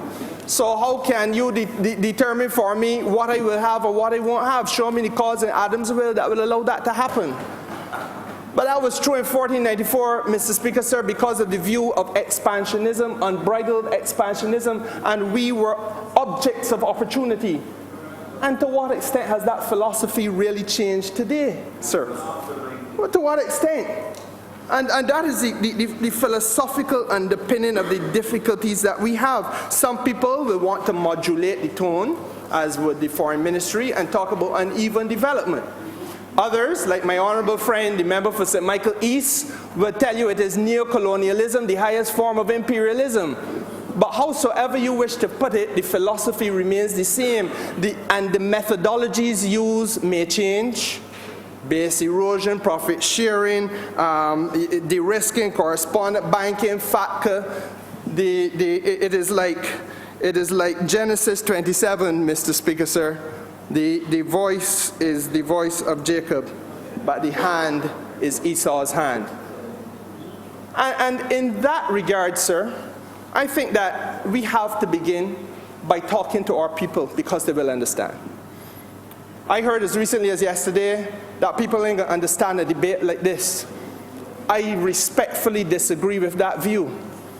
And I remembered when I heard it, when Bob Marley sang the song that you have to emancipate yourself from mental slavery. Our people will understand, sir. Our people understood when a member of this house, before he was a member of this house, went to the stadium and they backed him when he sang these words that for apartheid they're blaming South Africa day by day, but let us apportion the bulk of the issue where it really lay. That the system the world around is condoned, but in the background. And all the talk about color and creed is a cover-up for riches and greed. That's a fact. But he was singing about a pernicious and vulgar aspect of the international financial architecture. A corrupt aspect of the international financial architecture. Now, if you put it in that language, people may not have easily understood. But they understood it when he told them.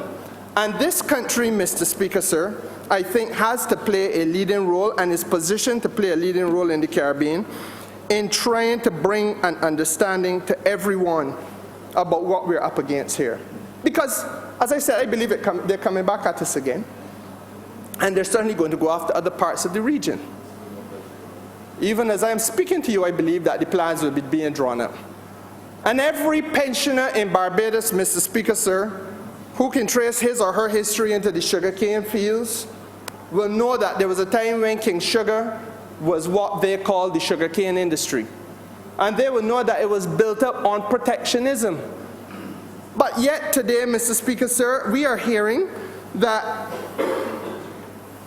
preferential tax rates are harmful. But I am not going to make light of it. The fact of the matter is, Mr. Speaker, sir, that I think it was in 2011, Canada had a prime minister, the 8th prime minister, Sir Robert Borden, 1911, who would have campaigned on this slogan, Canada first, Great Britain second, all others come after. And the idea was sold to Canada, and he won. That you're going to protect Canada's market, protect Canada's industries, protect Canada full stop, Mr. Speaker, sir, for producers and people in Canada. Now, Canada built out a powerful global economy on the basis of that philosophy. But the same Canada is part of the same OECD today, telling little countries like us that after they built out their economy on preferential systems of business and economics, that it is a bad thing, that the ladder of preferences must now be kicked down or pushed one side. Not for you, it worked for me, but no, you don't try that too, because we can rule you over, you're mashing the crease, you're overstepping the mark. And that is why, sir, there has to be a sensible dialogue on this matter, because it is careening out of control. If you stop and you think it through, Great Britain is part of the OECD, it's a founder member. But Great Britain built in 1651 its economy, its current empire, an empire upon which the sun never set, was built on system after system called the navigation laws, where they literally controlled the seas, Mr. Speaker, sir, for 3 purposes. 1, to restrict foreigners' access to British entitlement. Secondly, Mr. Speaker, sir, to promote English employment. And third, last but not least, to monopolize access to raw material. That's what the navigation laws was about. And they built an empire on it, the most powerful empire known to man. The fact of the matter is, Mr. Speaker, sir, the empire was built on fettering and restricting competition. But today, we are going to hear that ring fencing is a problem. Well, Britain sought to ring fence all the water, the same way Canada sought to ring fence the whole country. Philosophically, we are dealing with the same principle. And powerful economies were built on those things, but all of a sudden these are terrible things about which you must be penalized, or for which you should be penalized and punished. And sir, that does not make sense. And it is a discussion, sir, that the world must now have, because we cannot continue to do this to small economies. So here is Barbados, already on bended knee because of thieves, already on bended knee because of corrupt practices, and you can say that's through no fault of anybody else's. We got to deal with that internally. But good Lord, Mr. Speaker, there has to be balm in Gilead.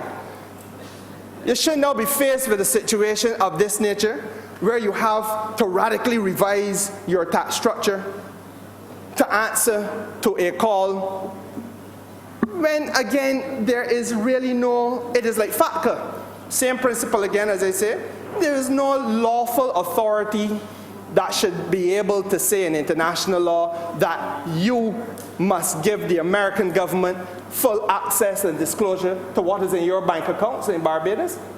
That is done by agreement only because of the fact that if we don't do it, we can get squeezed out of the system. We were bullied into doing it, and we cowed into submission. And the fact is, Mr. Speaker, sir, that the same principle applies with regard to the OECD thing. We've come to the table and we talk, but we all know that the consequences, unless we can have serious, mature discussion, is that you will be blacklisted and you will be bullied out of the business. And I think, sir, that there has to be a point at which small economies like ours must have a line drawn in the sand so that the level of discussion that is necessary takes place. But that is one part of the problem, the hostile international climate.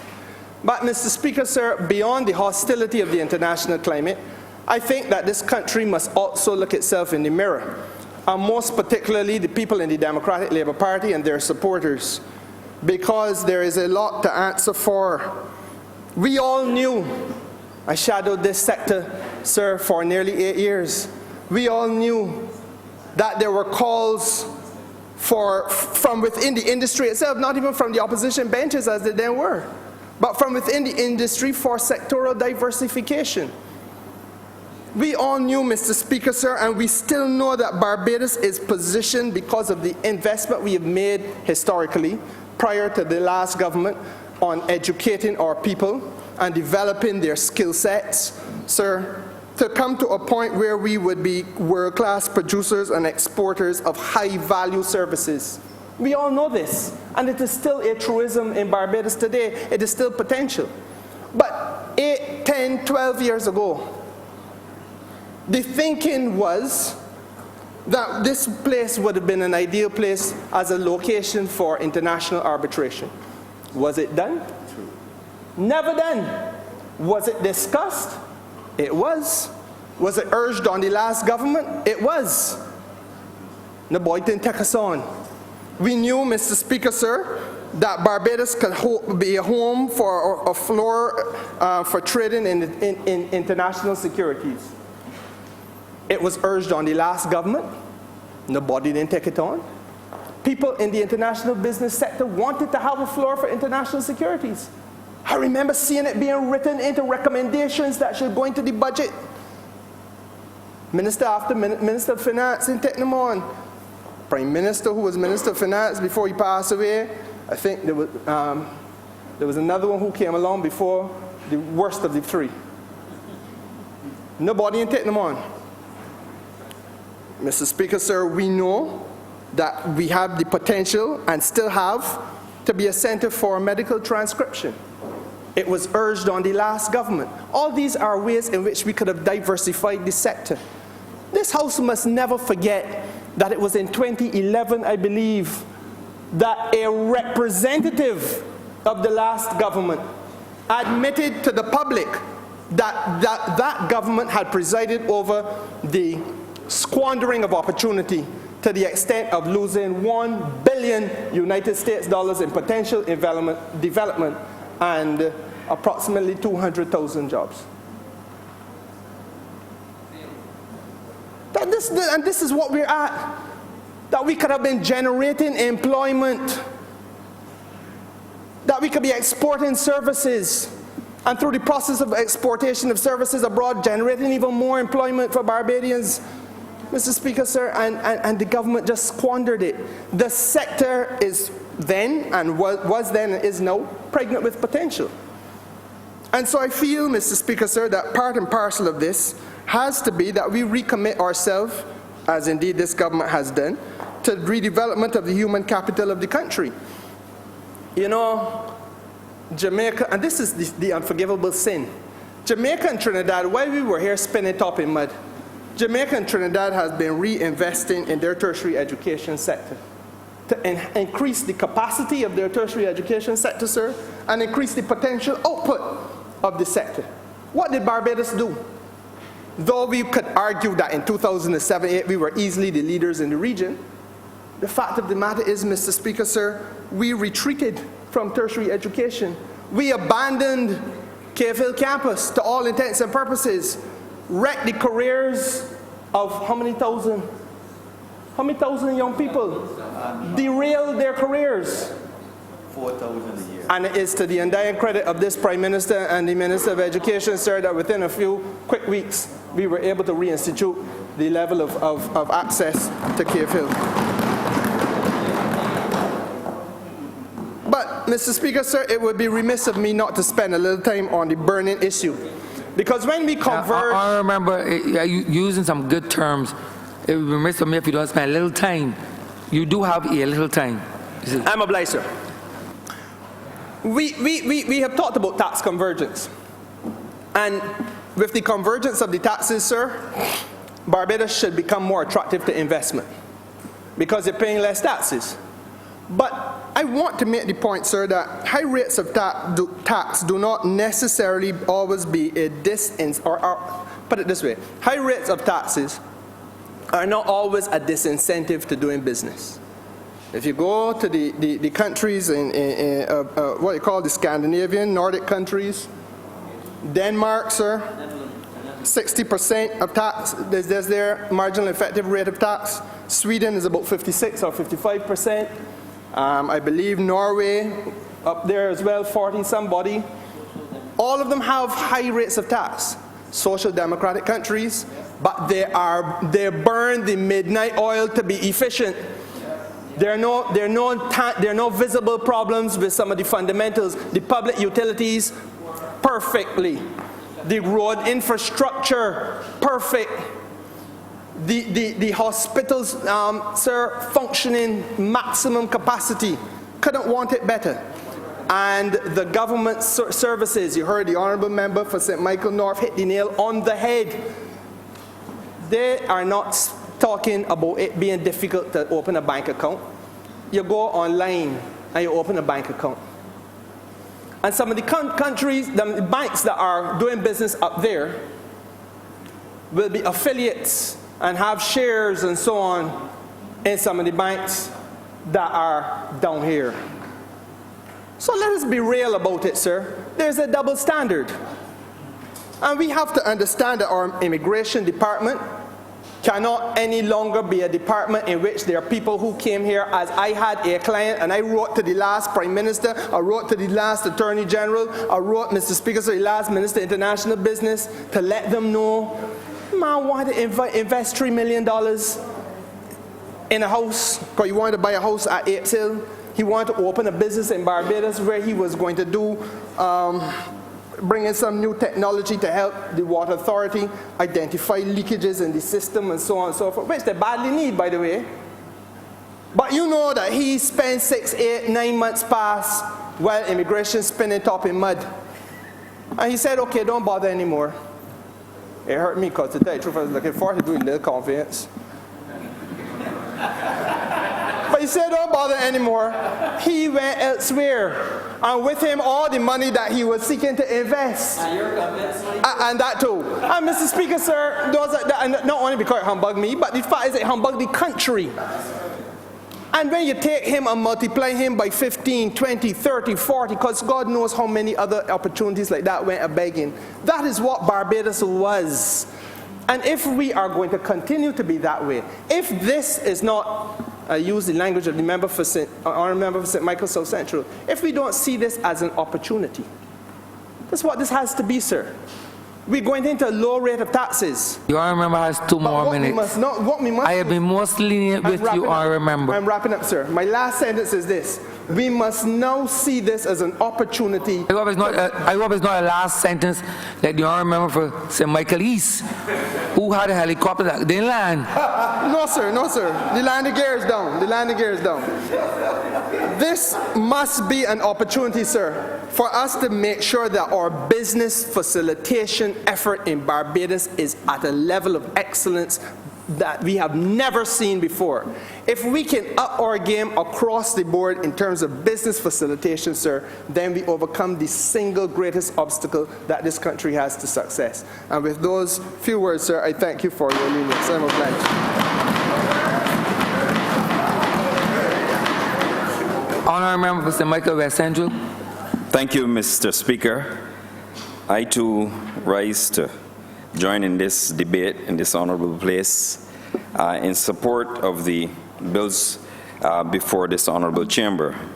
And Mr. Speaker, you will forgive me because it's not often when you sit in a parliament and you sit with some heavyweights.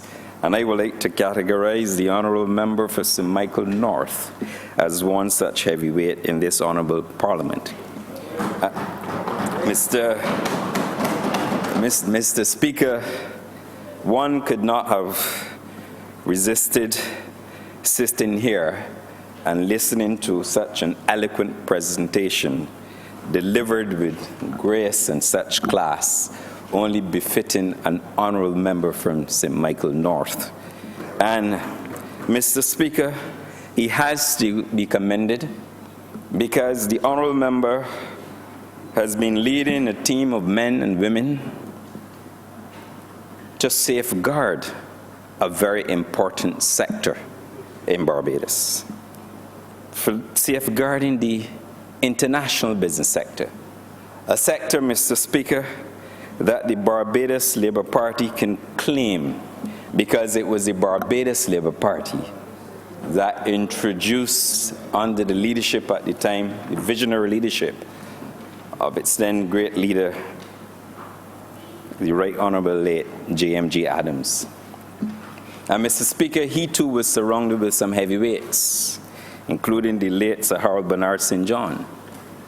And it is such men, and because the honourable member too would have had the opportunity to serve with those very talented men, that I have to put him in that category of a heavyweight, sir. And the presentation today, but I really demonstrated that capacity. And the time he spent to explain, because international business is not a sector, sir, that a lot of people, sir, understand and come to grips with. But he took the time and he explained it. And as a new Minister of International Business, I must say in a very short time, he certainly commanded the language of the ministry. And from his presentation today, we can all tell that he understands his ministry. But I also want to compliment his team as well for the diligence. He has identified those who work with him in the team, men and women of great training and skill, and those who elected to help put Barbados first and to put Barbados where it rightfully belongs.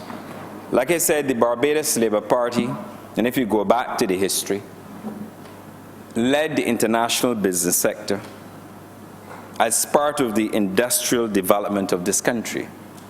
And in that sector, Mr. Speaker, the Barbados Labour Party government of the day recognized that not to have a zero tax regime, but also to have what we refer to then as a low tax jurisdiction. And as a result of that, Barbados was able to gain substantial revenue because of the efficient tax planning and policies and the foresight. Mr. Speaker, the Barbados Labour Party, as it's called upon today, had to, back in the 90s, fight to ensure and the stability of this sector. And in fact, Mr. Speaker, to safeguard the international business sector. And tonight, as we debate this bill, the Barbados Labour Party is once called upon, on another occasion, Mr. Speaker, to defend the international business sector, to ensure that we go forth and that we do not do what the Dems did and compromise the country. Truth to be told, sir, we know the importance of the international business sector. Prior to 2008, you can see the gains that this country made, not only in tax revenue, sir, but in development from the international business sector. After 2008, Mr. Speaker, the signs were there, beginning to see a slide. The government of the day, the Democratic Labour Party government of the day, did not pay enough attention to the sector. In fact, they paid little attention to the sector. And as a result of not taking the necessary measures to counter the fall-off in revenues and to come up with creative plans as we are doing here tonight, sir, the Democratic Labour Party government of the day allowed the sector to slide. And it slid into a position, Mr. Speaker, where Barbados' revenue of expenditure the estimates as we refer to them would have been impacted. Mr. Speaker, when you go back and you do an examination of the revenue fall off, you will see the slide. I'm not going to go into the details tonight because I will leave those details for the Honourable Member, Mr. Michael North, the Minister responsible. But if you go back and you see the slide, that would have triggered the fall off in revenue for this country, which had certain consequences for this country, Mr. Speaker. So that when I tell you that the Barbados Labour Party has always been in the vanguard of ensuring that we protect this sector, I say to you tonight, this is another example. We didn't do like the Democratic Labour Party, Mr. Speaker, and allow the sector to slide. We elected to take action. And we've taken action because we recognize the importance of the international business sector. Mr. Speaker,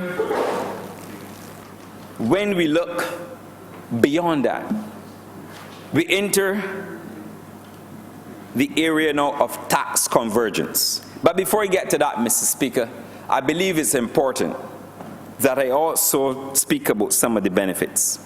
Because as a result of the tax convergence, Barbados is ideally placed to become regional and international headquarters for company entities around the globe. And that is a major accomplishment, not only quality of life, Mr. Speaker. Look, for example, Mr. Speaker, there are some islands within the Caribbean basin who perhaps will find new oil. Perhaps they may wish to have an entity located in Barbados because of quality of life. That is an opportunity for us, Mr. Speaker, that we would have otherwise lost. And that is one benefit, Mr. Speaker, that I can see immediately. Mr. Speaker, local companies, I shouldn't say local, companies that left Barbados, and truth be told, we lost a number of international business companies under the last administration. And we lost them to some of our neighbors within the region, St. Lucia in particular, Mr. Speaker. It is an opportunity for us on this occasion to regain lost business companies, Mr. Speaker, because of our new tax regime. Mr. Speaker, I say to you that the new arrangement before this Honourable Chamber will also ensure that we offer businesses of substance, Mr. Speaker. And what do I mean when I say businesses of substance? We will have an opportunity where we will create even more employment opportunities, employing lawyers and accountants and HR persons and other office staff, Mr. Speaker. That is where we are going to reap significant benefits as a result of the legislation. And Mr. Speaker, because we will have, as they say in their language, real business or businesses of substance, Mr. Speaker, we will also be able to acquire our fair share of business. And where am I going with this, sir? I'm going the route, sir, that when you have a situation where businesses have been offered attractive tax rates, we now find ourselves in a situation where, thanks to the leadership of the member for St. Michael Northeast, the Honourable Prime Minister, and the member for St. Michael North, Mr. Speaker, we have done something that have caused others in the region now to go back to the drawing board. But because we have now converged, sir, the other entities within the region, and I speak to you, there are other entities within the region who watched when the tax rate was announced, sir. They recognize that they too had to go back to the drawing board, because for once in the last 10 years, Barbados is now leading, Mr. Speaker. Barbados, the vision of the leadership of the Barbados Labour Party the leadership and the skills that we acquired and that surrounded us, Mr. Speaker, to help us go forward. Those skills now made available to the Barbados Labour Party, not that the Dems didn't have them at their disposal, Mr. Speaker, but we recognize, as we have done over the years, that you must have vision, Mr. Speaker, and that you must bring leadership to bear for the good of the country and not for the good of individuals, Mr. Speaker. And that is what this is about. So that when I tell you that the upside of tax convergence, and I believe the Honourable Member for St. James Central was going in this direction, there's an upside, a significant upside to the country. Because when you create a special tax rate, and you say, yes, okay, local companies will benefit and you believe you will not get significant revenue because you've lowered it. But, Mr. Speaker, those companies, especially local companies, will reinvest in Barbados. And when you reinvest in Barbados, Mr. Speaker, it is all good for the country. And when you invest in Barbados, you will have even more economic activity taking place. So if you look at it on one hand as tax revenue, Mr. Speaker, I say look at it on the other hand with the upside, sir, because with the upside, you will have significant investments from local companies. So I, like other members, recognize that this is not a threat. It is a wonderful opportunity. An opportunity for us not only to invest in our people and invest in businesses, but it's an opportunity for us to further expand economic and business opportunities in Barbados. And that is why I say that there is a significant upside in this legislation. Mr. Speaker, I believe that as a result of the change and that we're debating the bills today, that there will be road shows and investment road shows. And I want to encourage, sir, the government to ensure that we continue with our investment road shows. Barbados is a good place. It has a good name. It has a good brand, sir. And we have good leadership in this country. And we have ministers who are working hard, very hard, Mr. Speaker, on behalf of the people of Barbados. We have, Mr. Speaker, a team at work vested in making this place a better place, sir.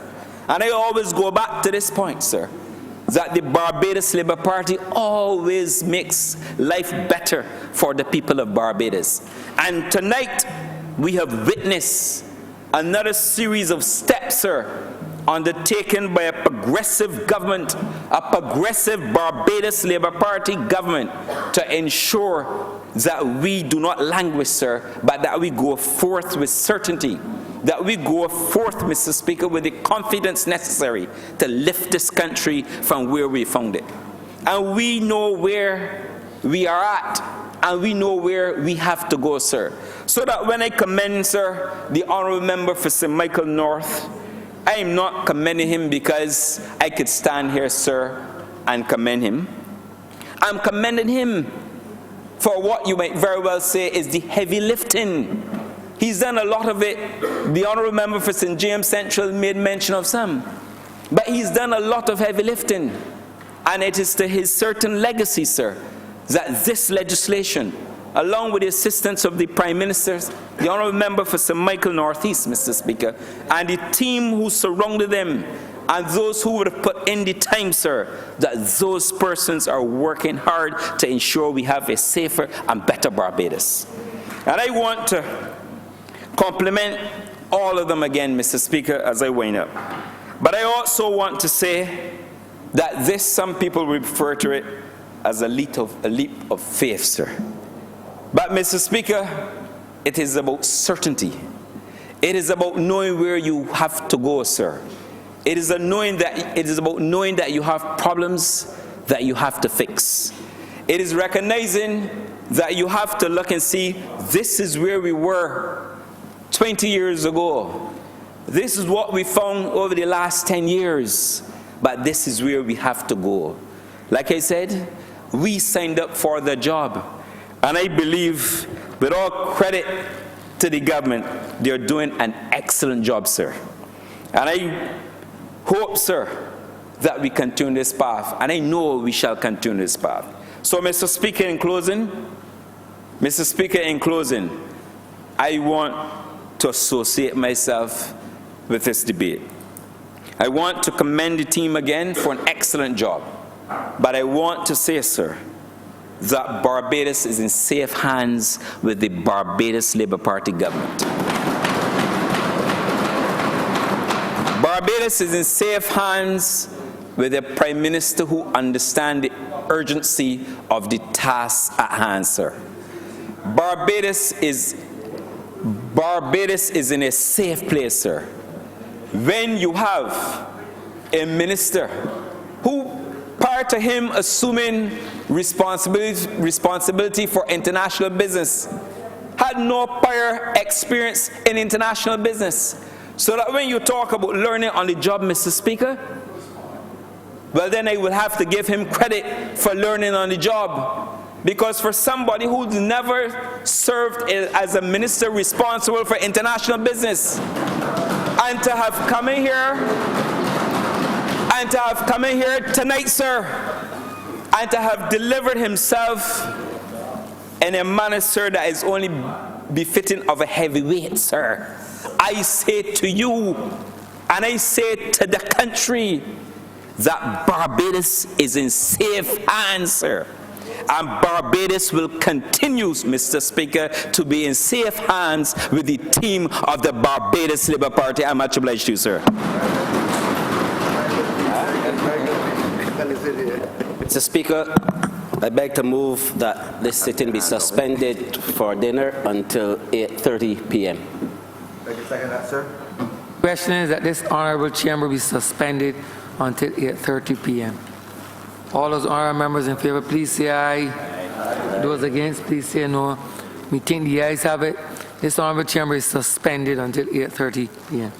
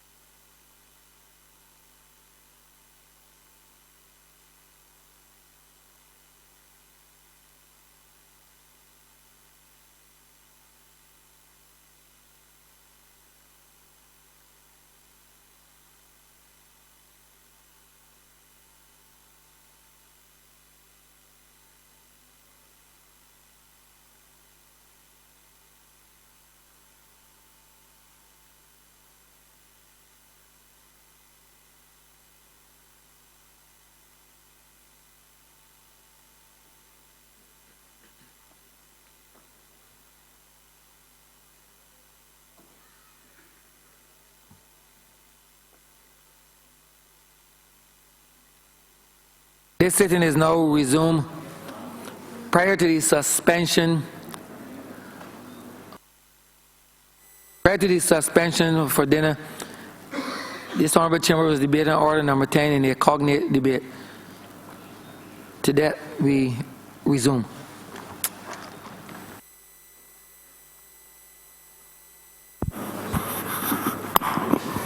The Honourable Leader of the Opposition.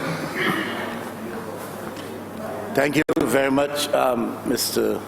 Speaker. I hope not to be too long, considering the hour and the fact that we've been here all day.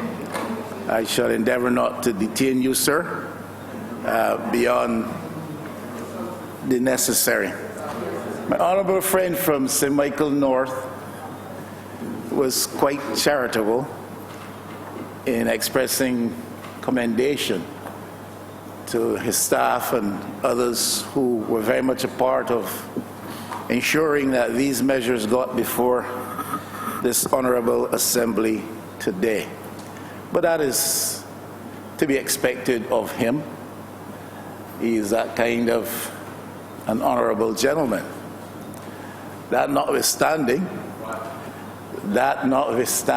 Mr. Speaker, I think that history will record in these parliamentary records that he was the principal author of this revolutionary piece of legislation that we are debating here today and have been, in a sense, debating over the past few weeks. I will further debate beyond the settlement of these matters here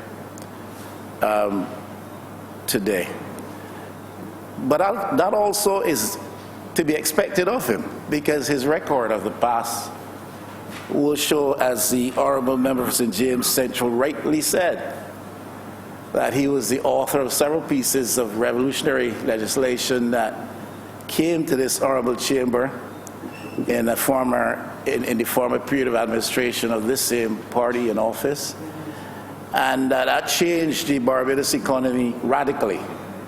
And I refer to utilities regulation and telecoms liberalization, etc. Those were revolutionary pieces of legislation that changed the way we live as a people and the way we do business as a people. My one further observation on that matter, as I commend him though, is that having brought those revolutionary pieces of legislation last time, he shortly thereafter walked away from cabinet. And I would not want to even contemplate that he would contemplate doing such a thing. I'm not being mischievous. I'm trying to suggest very strongly to the honourable gentleman from St. Michael North that cabinet needs a man of his quality, his diligence, and his discipline. Barbados needs that in the cabinet today. He embodies that, and I'm not suggesting it is not to be found elsewhere. I'm speaking with reference to him, and I'm saying that he embodies those qualities of diligence and discipline very necessary to bring very sober attention and efficient dispatch to matters of government at this critical time. And so I am commending the honourable gentleman from St. Michael North and praying earnestly that there becomes no need for him, again to walk away.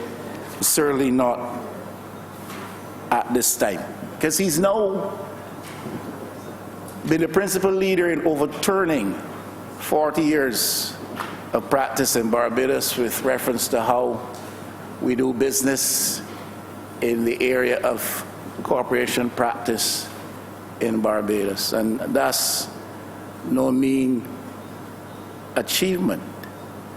I do have an issue, a concern, an observation, because I seem to hear two messages coming from the government side. And one of those messages suggests to me that the government is excited about having undertaken these measures They see it as a step in the right direction, positively so, and they have gone about it with some high degree of excitement and expectation. And yet at the same time, I seem to hear a message which says to me, we've been bullied into this. We've been forced into this. We were left with no choice but to do this. And I think if that mixed message is picked up by Barbadian society, then there's a level of confusion that will obtain in the bosom of the average Barbadian. And so we must be clear. Have we done this because we felt forced to do it, had to out of necessity, and had to in fact do it at the last moment? Or have we done this with an air of faith which is strong, and expectation which is grand that things will be better in Barbados because we have done this? I've heard those two messages, or that double message, this very day. Now, I want to commend the government for bringing to this Parliament measures that will help us to safeguard our interests with respect to the presence of international business entities in Barbados. Because I think by doing what they are attempting to do in these various pieces of legislation, they are seeking to ensure that the ground is properly prepared so that any international presence might feel welcome here, having found what we offer to be appealing in terms of our tax regime. So I want to commend them for that. Perhaps commendation is in order also for the fact that whether you feel you've done it out of force or you've done it very positively and proactively, you reduce taxes relative to domestic companies, that should bring very much needed relief to these economic entities in Barbados. And I suppose for these entities that is a good thing. The one caution I have is that corporation tax has contributed significantly to the coffers of Barbados, and the level of reduction, which is affected by a drop from 30% a couple of months ago to 5% or 1%, that is a big gap which would have been created.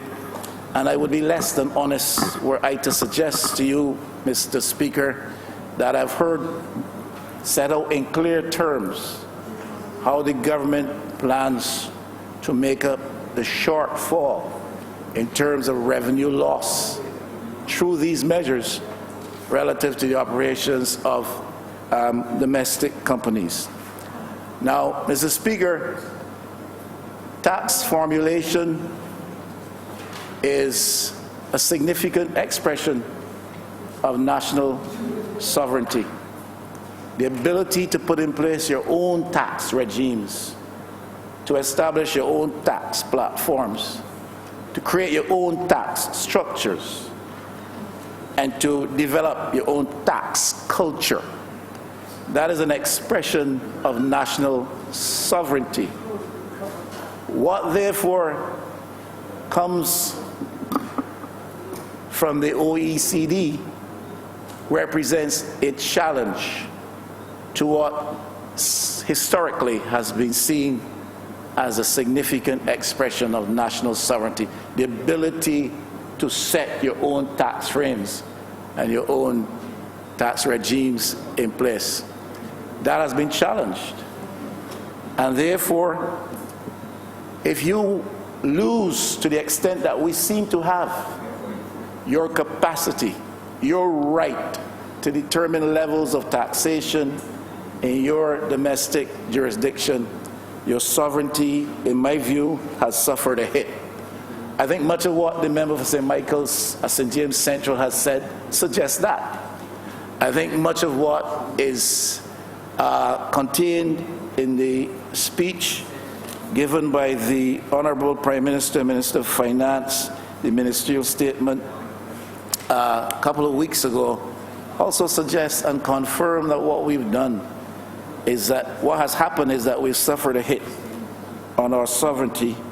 And if I may quote from that statement, which is certainly a document of this House, second to last paragraph on page 3, the Honourable Minister of Finance, right, the Honourable Prime Minister, members of Jamaica Northeast, this pressure from the OECD may be hypocritical, it may be bullying, it may be an affront to natural justice, as countries set rules for others that they do not adhere to themselves. This government is not one for hiding from the difficult situations, etc., etc. It's an admission that what we have experienced is a hit on our national sovereignty. It's not been attempted for the first time. We've fought it off in the past, as again alluded to by the honourable member from St. James Central. We have fought it off in the past. This time it would seem that we have rather meekly surrendered, submitted to the dictates that come to us from those types of sources. Base erosion, profit shifting is nothing but an assault on the national sovereignty of developing states, such as Barbados. I think we're all clear about that. We have not been made privy to, Mr. Speaker, and we're certainly not beneficiaries of any of the fiscal impact studies which may have been done in relation to these initiatives being documented, drafted, and brought here. I heard the Honourable Member of St. Michael North suggest that some studies have been done. Do not know the extent and scope of those studies. He did relate one study to one particular entity. But I think Barbadians will be keen to have a look at those studies, will be keen to be made privy to some of the considerations that form part of that study and the recommendations that ensue from those considerations. I urge, therefore, the Honourable Minister, in his accustomed way of swift dispatch, to make that possible. I myself have not seen any of these reports or studies which would suggest as to what those specificities were that guided and informed the decisions of the ministry and resulted in what we have here before us today as pieces of legislation to be considered. It has been suggested, and again I refer to the presentation of the Honourable Member of St. Michael Northeast, Minister of Finance and Prime Minister, in the ministerial statement that, and I think confirmed to some extent by the Honourable Gentleman of St. Michael North today, that this commitment to the OECD and that element of the international community, this commitment was made almost by stealth. I think the Honourable Minister of Finance, when she spoke, said this was done virtually in the dead of night, and it therefore was an action undertaken by a particular minister in dubious and questionable circumstances, and then to some extent successfully foisted on the Cabinet of Barbados, and then foisted on this new administration, and then brought to the people. Now, I question, and I do so honestly, if this was done by stealth and done in that fashion, and based on our record and experience of the past in fighting these things, why is it that we so easily find this to be binding? Now, I'm sure the retort will be that there are deadlines to be met and that there are sanctions to be faced if we do not undertake action in a certain direction as desired by those who seek to push us in that way. But I also heard from the Honourable Member of St. Michael North that parliaments can do anything and governments can do anything. I once heard it said the only thing that a government and parliament couldn't do is to give birth to a child. And I think even that has become possible now in today's world. But I question whether or not there is not that capacity, or was not that capacity still on the part of the government to fight this, at least for a while, perhaps to get a deferral on the deadlines. I do not know the ins and outs. I'm just expressing myself as an uninformed layperson on this particular matter. And simply to almost roll over and to allow yourself to be bullied based on the action of a minister in dubious circumstances and based on the opinion and vote of an ill-informed cabinet. Now, why would a government of this caliber and quality feel that the immediate response and first response must be that we succumb and submit to this? And I wonder if this could not have been fought to some extent, particularly when we hear that Barbados is the first country to get to this point in relation to this matter and that type of stuff. It reminds me of that often quoted reference to that race in which we are engaged. The Honourable member, St. Michael South, will tell you that race to the bottom. Why are we in such a swift hurry to race to the bottom and to be first past the post? With respect to this particular matter, Barbados is known for having a sound reputation. Barbados is known for presenting a fighting face and demonstrating a fighting spirit, to so easily give in to what seems to be the muscle of the OECD and others is not necessarily in keeping with our style, Mr. Speaker. Now, this Parliament, again, the Honourable Minister of Finance in her presentation, I don't quite see it before me right now, but in this document, would also have made reference to this matter. What I'm trying to suggest, Mr. Speaker, is we say as a Parliament, we have the authority to do this, the right to do this. Highest law in the land. But it seems to me that at first blush, when presented with this, we quickly give in. I'm just wondering if we could not have shown a better face than that. This Parliament heard the Honourable member for St. Michael North East suggest not too long ago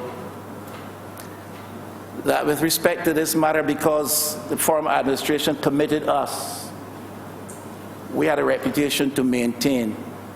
So therefore we had to follow through on the commitment made. That's one consideration, Mr. Speaker. But if you feel that you're being forced into something, the consequences of which suggest some detriment to the Barbadian economy and to Barbados as a whole, then I do not know that the major consideration is our reputation for sticking to a course to which we have committed in that type of a context, whereby stealth of night, under cover of dark, and in a context where a cabinet seemed to have been hoodwinked by a mischievous minister, we go along with this. Now, this Parliament, this government, not too long ago, found that the former administration equally had made arrangements with debt holders in Barbados. This same administration that wants to ensure this business of continuity of government, that wants to ensure that the government's reputation is maintained and its integrity unquestioned, sought not to pull back from this. But in circumstances not too long ago where we found that the previous administration ill-advisedly had entered into debt holder arrangements with citizens and entities in Barbados. Change those arrangements. Change those arrangements entirely. And some would suggest, under a cloud of force, those arrangements were changed. Not observing the principle of continuity of government. Now, I'm not harping on what happened back then. That's done. I am pointing to this, that today we are saying to us, to the rest of this community, we want to stick to this course because by signature of a mischievous minister, we committed to this. Continuity of government is a principle we observe, so we're pushing ahead. And a few weeks ago, that same principle seemed not to apply when we changed the arrangements relative to people's debt in Barbados, or government's debt to persons, to creditors in Barbados. Not trying to be mischievous at all, Mr. Speaker. Now, struggling? You don't want me to stop struggling, trust me. You are my friend, so I'm going to struggle through this. You are my honorable friend, so I am going to struggle through this. Now, Mr. Speaker, the OECD, the OECD did a survey around this issue. It's a survey to which about 13, 14, 15 or so developing countries responded, because it had to do with a desire to find out the impact of this base erosion, profit shifting initiative, the impact on developing countries. And I can quote from this document here for you, Mr. Speaker. The question is, and this included countries like Singapore, China, Brazil, Chile, India, and several others. I remember the author. The You're going to source it? Right. This is an official document put out by the OECD, Mr. Speaker, titled Developing Countries' Reactions to the G20 OECD Action Plan on Base Erosion and Profit Shifting. And it is worthy to be made a document. Honourable Member? It can be made available to members of the House, Mr. Speaker. Are you willing, you're quoting from it in extensivo? I am quoting from it briefly. But you're quoting from it nonetheless. I am quoting from it. So perhaps it be, as protocol will dictate and procedure will dictate, then you ought to not only reference it, but make it a document. And Mr. Speaker, it is entirely available to the entire House. Right. I asked if you want to. Are you going to make it? Honourable Member, are you going to make it a document? It is as you wish. Not available to. It is as you wish, Mr. Speaker. I'm grateful to you, sir. So how does base erosion and profit shifting affect your country? All respondents confirmed that base erosion and profit shifting affected their countries, with most citing the effect on tax revenue as a principal concern. I'll skip a few lines, Mr. Speaker, we don't have all night. It was noted that one obvious consequence for countries is that the focus of revenue collection moves to consumer taxes that are easier to collect, such as VAT.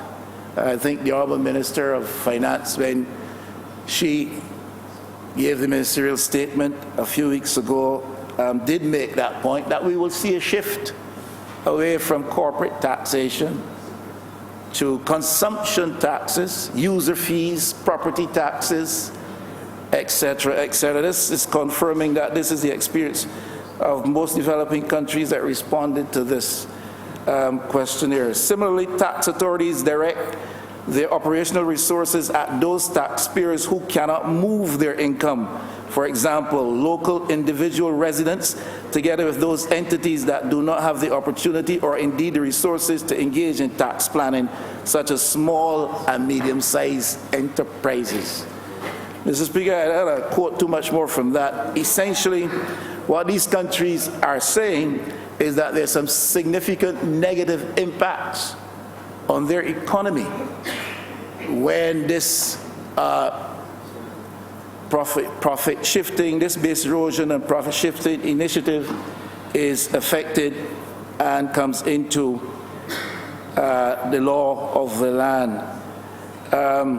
Reduced tax revenue, and that was a question I had earlier, and that's the caution, because admittedly over there, as admitted over there, we will lose tax revenue because of reduced corporation tax on domestic entities. We hope to compensate with bigger investments, greater level of investment from international business company, etc., etc. But one big concern is tax revenue loss, and I am not yet persuaded that the government has fully conceptualized how they're going to make up for that revenue loss. If they have conceptualized it, they certainly have not declared it up until this point. The shift of the revenue focus to consumption tax such as VAT. Mr. Speaker, it seems to me that that suggests that you are, by this measure, easing the burden on the masses of this world, the masses of our world, but you're placing a greater burden consequentially on the Maynard Land people in Bushall, an area you know well, or the Haynesville people in St. James South, or the people from Bayville, out by my honourable friend forever, from St. Michael South. So you're shifting the burden, and this has been the effect. It is the expectation. You're moving away from a situation where a higher level of tax falls to those who operate in the realm of big business, and Massey doesn't pay the tax anymore, but the fellow from my Lord's Hill does. That will hurt sorely my friend from St. Michael East. He will not quietly stand for that, and neither will you, Mr. Speaker. So that's what we're doing. Now, the Honourable Minister, my friend from St. Michael Northwest, remember that some of those fellows are also to be found in Eden Lodge. Sorry? I shouldn't say that. I take that back, because I have a struck from the record. But all I'm saying is, if there's that shift of the focus of revenue collection away from the corporate world, it falls to the consumers, as outlined by the Honourable Prime Minister, as attested to by responses from these developing countries, some of whom I named, to this question. That is one of the big negatives, Mr. Speaker. They refer also, I didn't quote that, to the undermining of compliance. We have had problems in Barbados with non-compliance. We have had problems with non-compliance when it comes to paying taxes in Barbados. We've been making efforts to address that. We recently brought to a halt the practice of paying road tax in Barbados and introduced a fuel tax so that we may in part better address the issue of compliance or non-compliance, depending on how you look at it. We have a problem with non-compliance in Barbados. And if there is a perception held in the bosom of the Barbadian society that more and more of the burden of taxation seems to be falling on the small man or on small businesses, while relief is coming to big businesses, if that is a perception which is held, it will aggravate our problem with reference to compliance on the payment of tax in Barbados. And then, Mr. Speaker, another point which is made as part of that response by those developing countries to that question is that the cost of developing the physical and the legal infrastructure to encourage the foreign investment that we now expect in larger volume, that cost of developing the physical and legal infrastructure to encourage that foreign investment is not sufficiently matched and rewarded by the revenue collection that comes from that investment. So, Mr. Speaker, we expend a lot as a small economy to provide the kind of context, the kind of domicile, the kind of jurisdiction, with the inbuilt architecture necessary that will make us appealing and attractive as a jurisdiction. But what is being suggested by countries such as ours is that the monies we expend to provide that kind of a context, that kind of an atmosphere, that kind of a situation for those we look towards for investment is not matched by the revenue that comes from that investment. That is something which is arguable, but it is part of the response which is given as something that is to be considered. Companies will be attracted to Barbados to invest if we provide the right kind of climate. Honourable friends on the other side talked about facilitating business, especially the banking sector and the immigration and all of that. And all of that is so. We have to put that in place and do more efficiently what we know, that which we now do.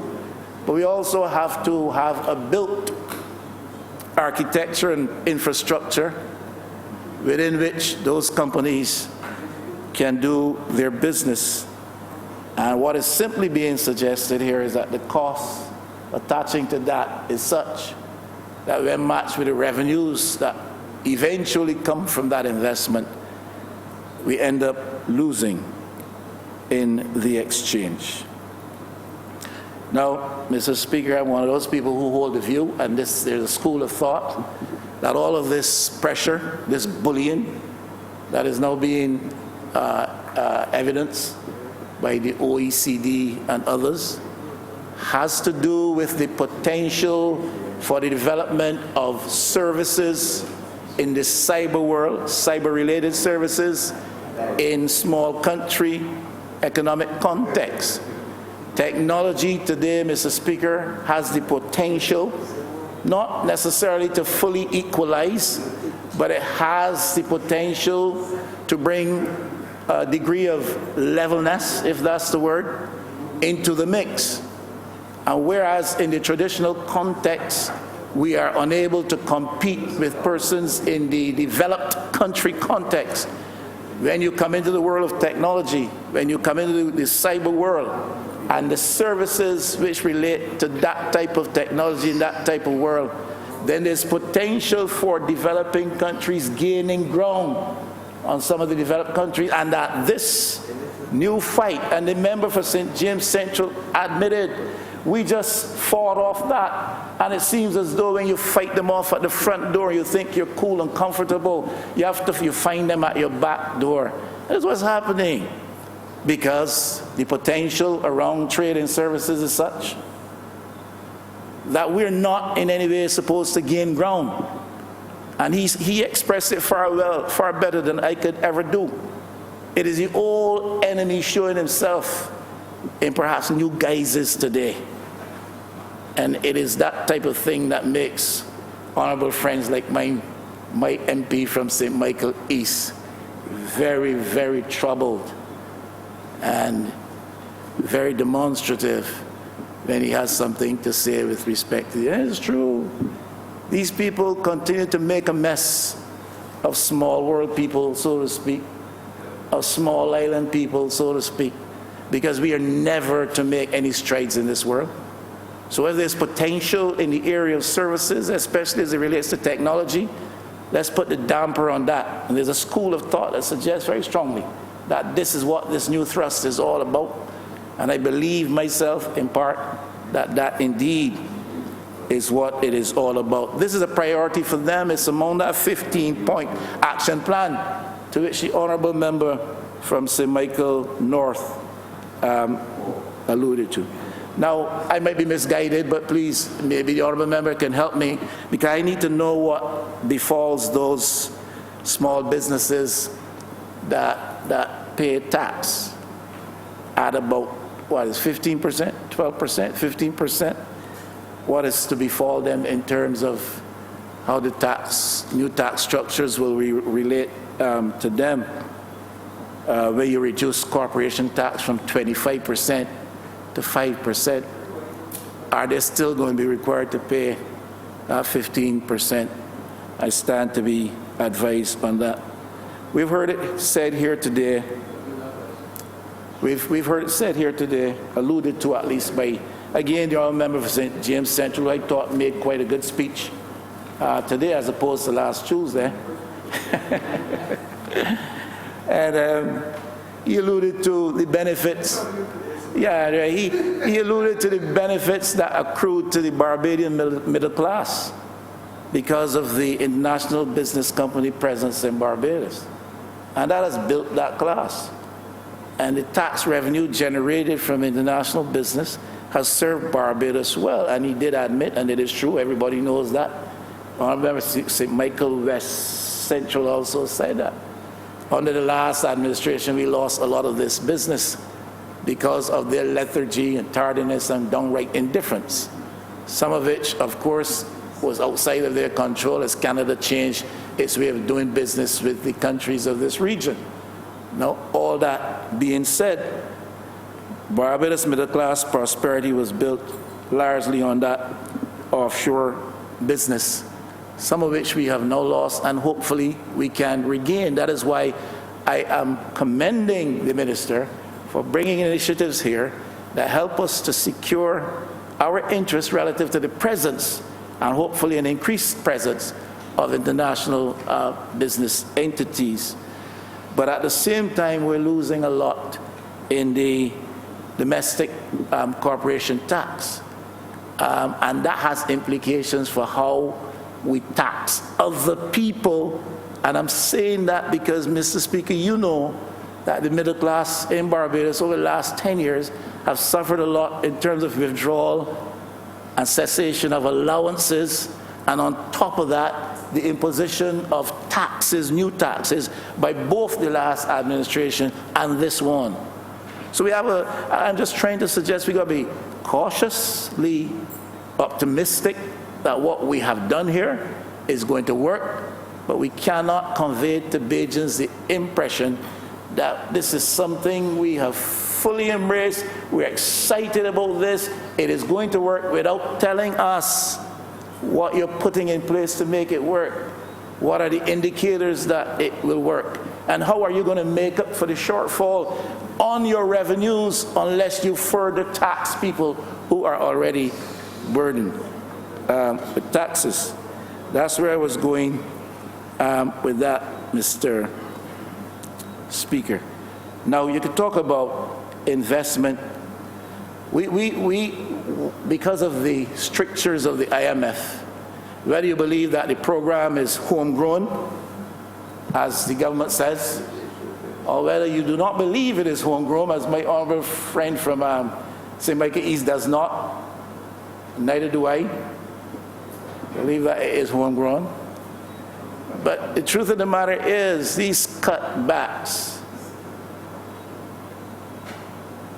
all these expenditure cuts and all this thing, these things carve out a big hole in our economy. Now, you seek to compensate, you say, under these measures by having new investment from abroad. My understanding is that 60% of every dollar that comes in here as investment is lost back to the outside world because of the nature of our economy, because of the import character of our economy, and for other reasons, some of them taxation as well. So much of what comes in goes back out.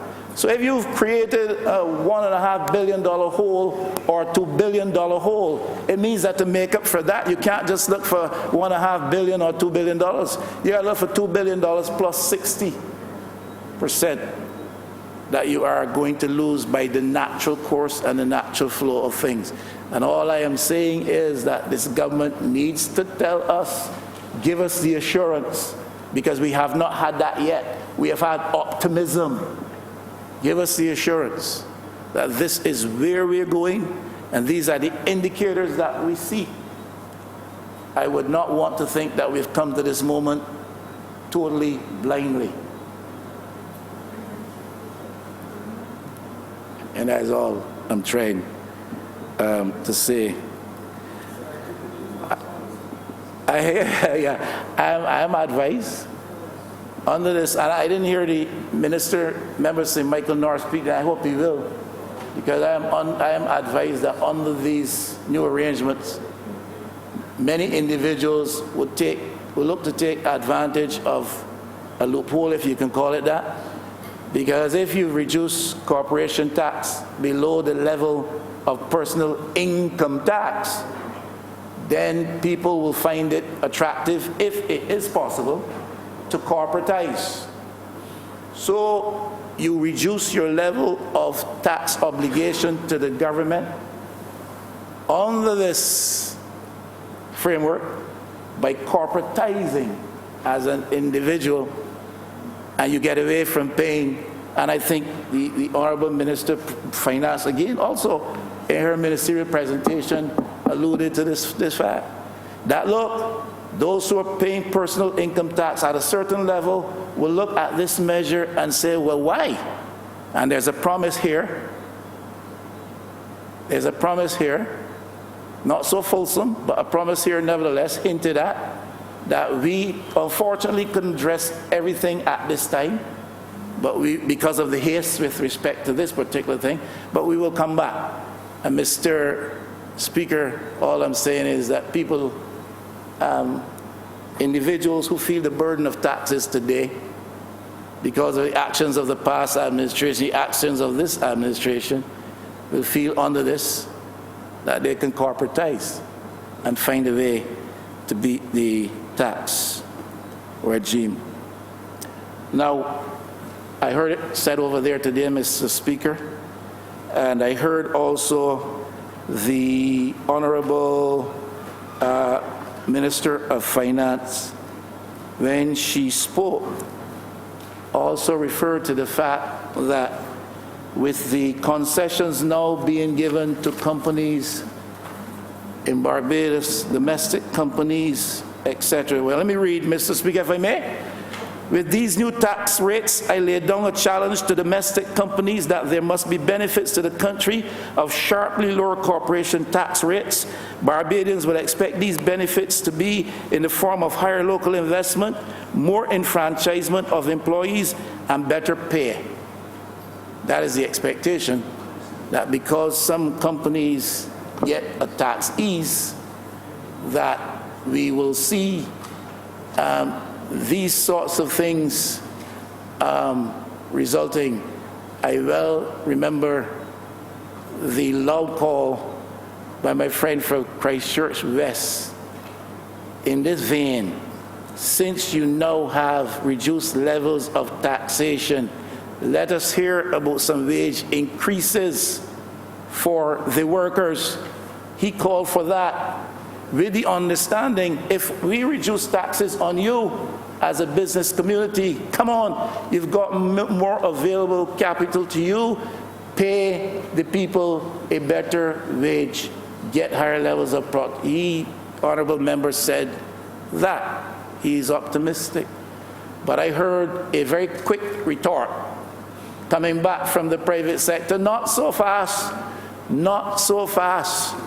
You can pay 5% more, but we ain't get there yet. Mr. Speaker, I think that that is indicative of the posture of the private sector in Barbados. Historically, we have not seen a huge amount of energy directed towards investment outside of certain areas. Construction, retail. Well, hoteliers, yeah, that's also traditional. But outside of those areas, and you get a lot of special concessions in the hotel sector, especially now, under this new administration. But historically, Mr. Speaker, that has not been their culture. That has not been their. No, I'm complimenting you. You can't compliment. You guys are so nervous. I'm complimenting you. I heard recently, you guys complained for years, we complained for years that Sandals got all of these grand concessions. What about others? This government has come and said, everybody going to be treated the same way. I'm complimenting you all. Relax. The honourable member must not allow this place to be used as a place from which misinformation will be put abroad. The member is misleading the House, perhaps unwittingly. That which he represented to the House, sir, was never said. What was in fact indicated was that there would be concessions. The concessions that are already on the books would be made available insofar as food and beverages are concerned to everyone in a more seamless manner. It is a process that we are already working on, sir. Nothing more, nothing less. Well, if the honourable members say that I'm giving the government more credit than they are deserving of, I will accept that. But all it was trying to say is that this government understands that the private sector in Barbados traditionally has so postured itself that there has not been that obvious energy towards investment outside of retail, outside of construction, and as was rightly pointed out by someone on the other side, outside of tourism development.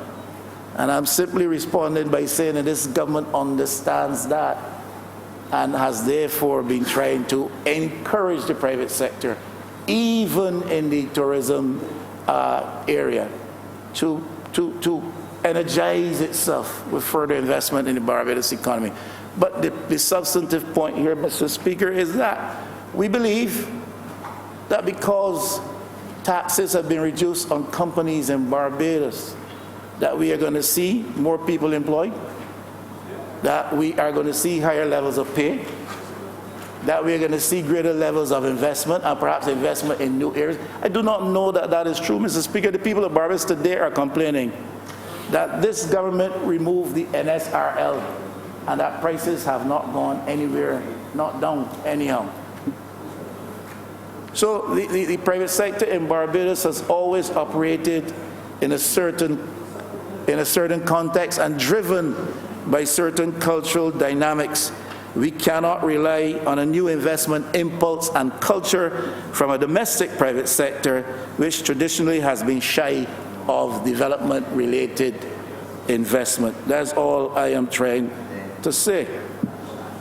Now, I believe that under this new framework, the government needs to see what it can do going forward to help with the emergence of new private sector interests in new areas of endeavor. We talk about facilitating business, being more efficient at immigration, being more efficient at town and country planning. We talk about these things, facilitating business, speeding up the bureaucracy, cutting out the non-essential steps, giving people one-stop access to services. All of that is true.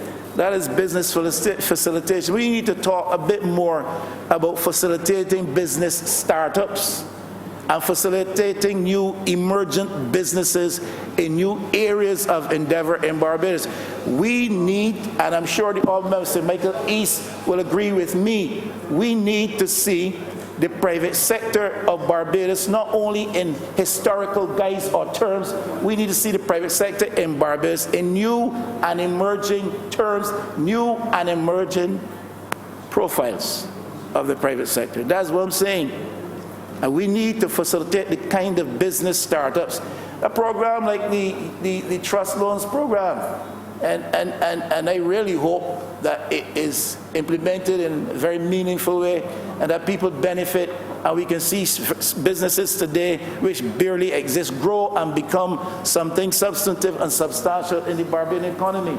But the wider point I'm making is that type of initiative points to what I'm talking about. We have got, it's become a grant. We have got to facilitate these new Yeah, my first trust loan has become a grant. Not a problem. I expected that. Emergent businesses in Barbados. Now, the Prime Minister, again, in her ministerial statement, and the Honourable Member for St. James Central touched on this. And it's a business of ensuring that there are requisite skills coming through our education system to match the world of business. We can sit here and plan for or hope for new investment, additional investment, increased investment, different types of investment, both domestic and international come in. Yeah, but if we don't ensure that the requisite skills come through the doors of our educational system, then we're, as Steve's expression, spinning top in mud, so to speak. And these things must be approached in this holistic fashion. And I still don't think that today we've come to grips, Mr. Speaker, with the value added that education fully can bring to business in Barbados. People are schooled to get a job. People are not necessarily schooled to grow the economy. And that's a big difference. So we need to position ourselves and to ensure that the output from our institutions vis-a-vis education in Barbados is such that we match what is happening in the market. Now, Mr. Speaker, I have some other documents here I would have going to quote from, but I don't think I'm going to bother. Let me ask this question, or let me make this statement. Please, not to be mischievous, but it is a part of concern which I have around this whole issue of business development in Barbados and empowering a new class of entrepreneurs in Barbados and addressing the issue of ownership deficiencies in Barbados. Caves of Barbados. Now, my concern, Mr. Speaker, and yours would be, I'm sure we come from the same background. Caves of Barbados, into whose hands will an entity like this fall?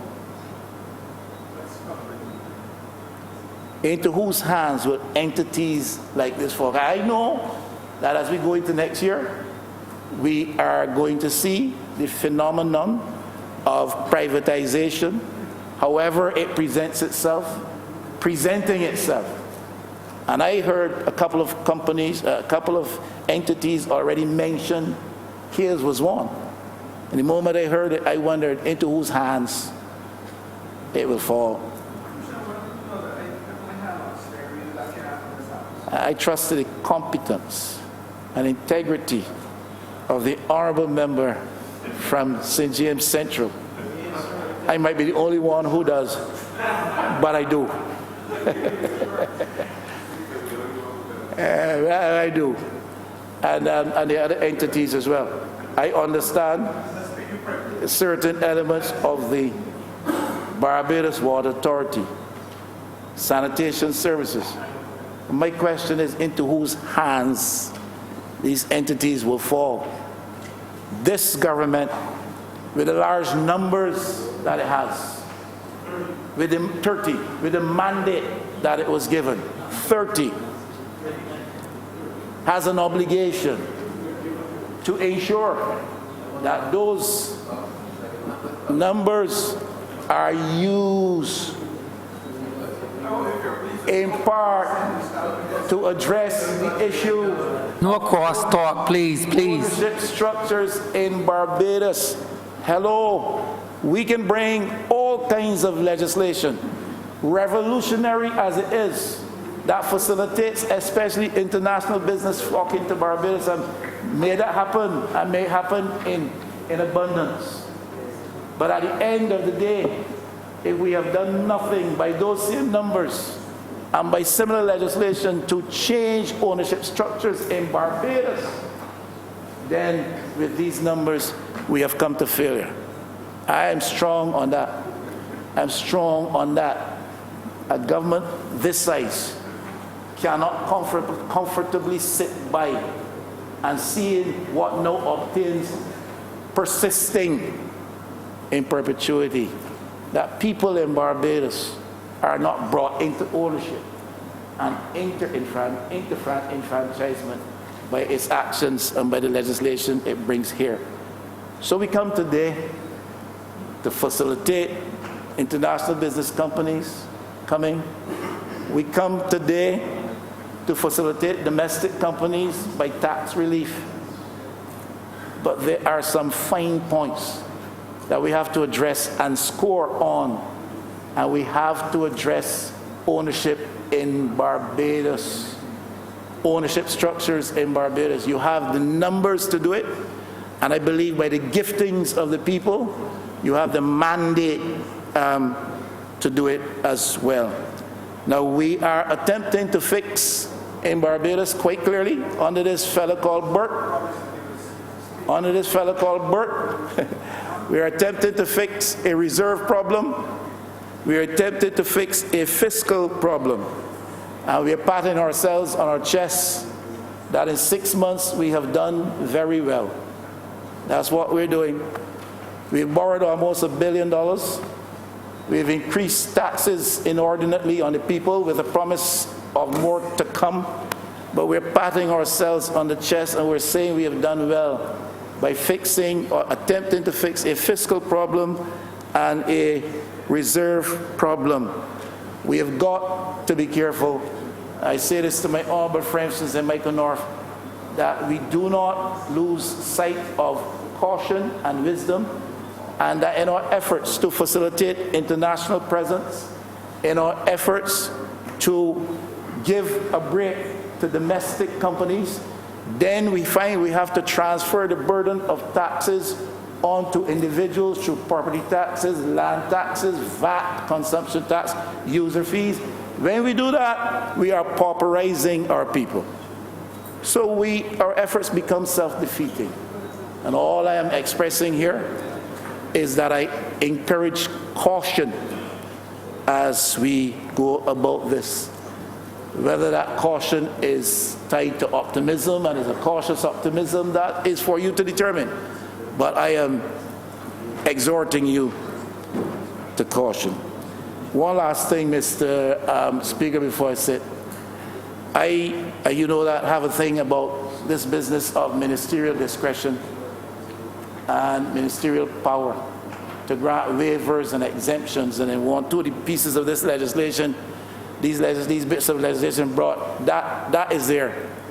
And I'm not saying it shouldn't be here in this, but whenever I see that reference to ministerial power, ministerial discretion, and companies must do this and abide by this regulation and operate in this framework, except in cases where there's a ministerial waiver and ministerial discretion used, I get concerned. It is that abuse of ministerial discretion, it is that abuse of ministerial power to grant certain concessions and waivers on taxes under the last administration, in part, that brought us to where we are. And I'm simply saying to my honorable friends over there, in whose hands that type of ministerial power and discretion is laid, to exercise it with caution and with prudence.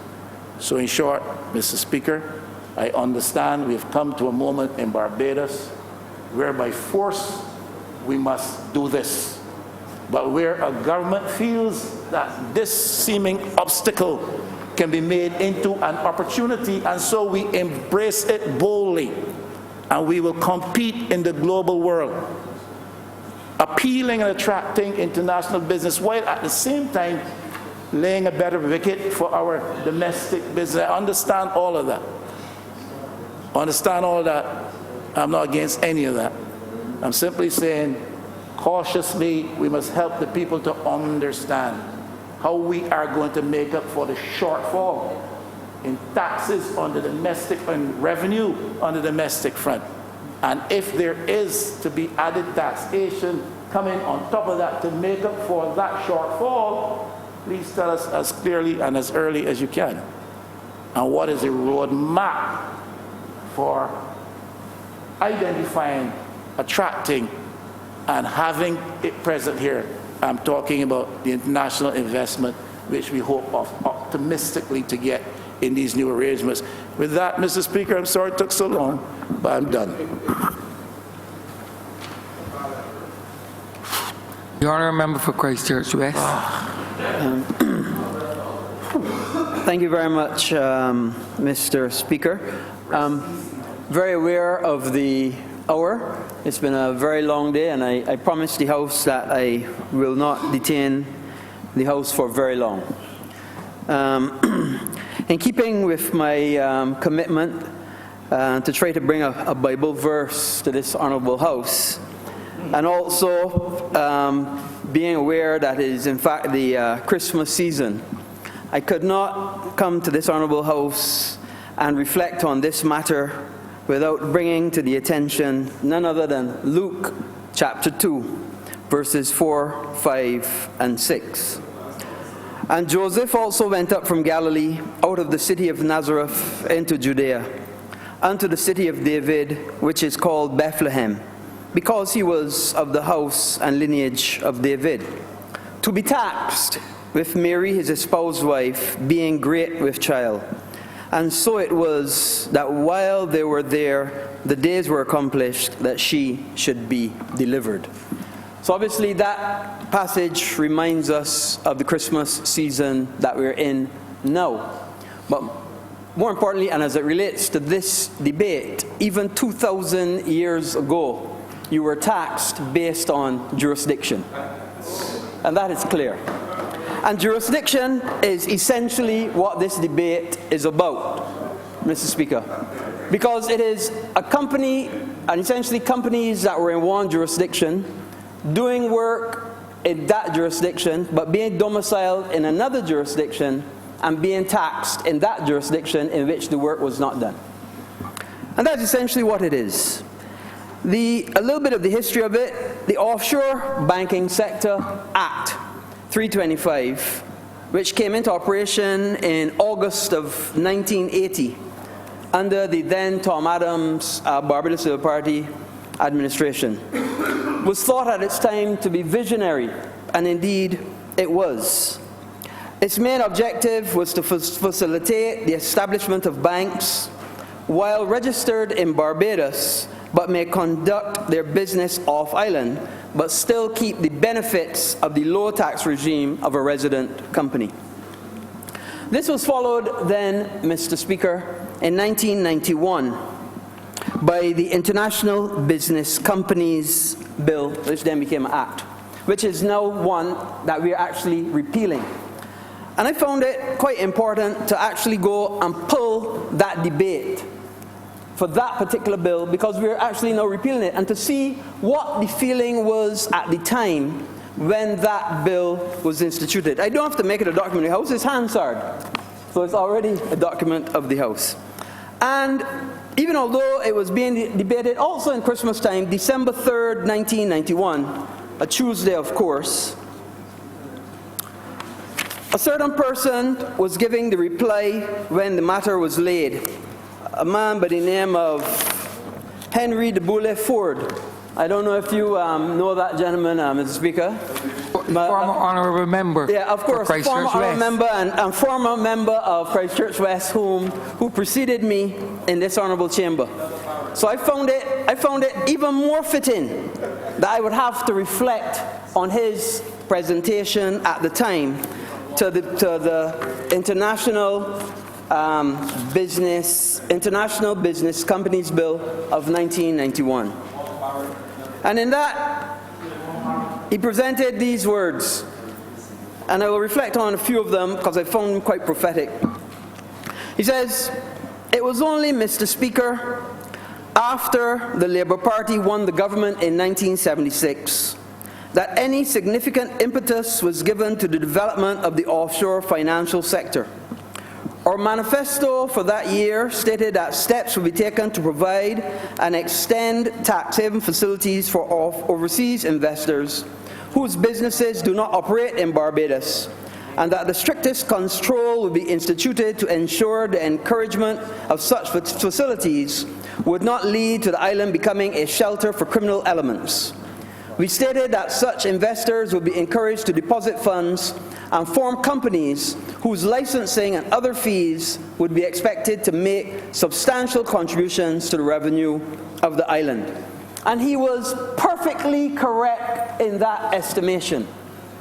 Because, Mr. Speaker, you would be aware, in fact, all of Barbados would be aware, that the international business sector in Barbados has made a substantial and significant contribution not only to the tax take of the country, but the way of life and the high standard of life that Barbadians have enjoyed for a long time because of the visionary work of then Tom Adams and the Barbados Labour Party to bring this sector to life, otherwise it was not to life. And he went on further to say this, Mr. Speaker.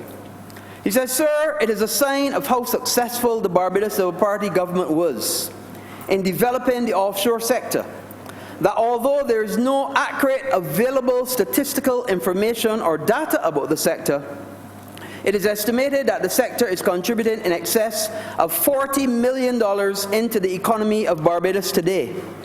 In fact, it is also estimated that it's probably generating over 2,000 jobs.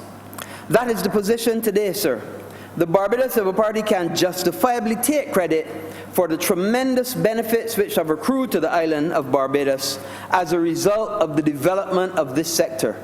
I am pleased to hear that the government recognizes this as well." So, Mr. Speaker, and if you could imagine, in 1991, and at that time when the international business sector was contributing 2,000 jobs and $40 million, can you imagine how much more the international business sector is generating in terms of jobs and in terms of tax revenues to this country today? Excessively so. I understand it is in the region of almost $200 million. So of course it is a sector that the country has to look to protect.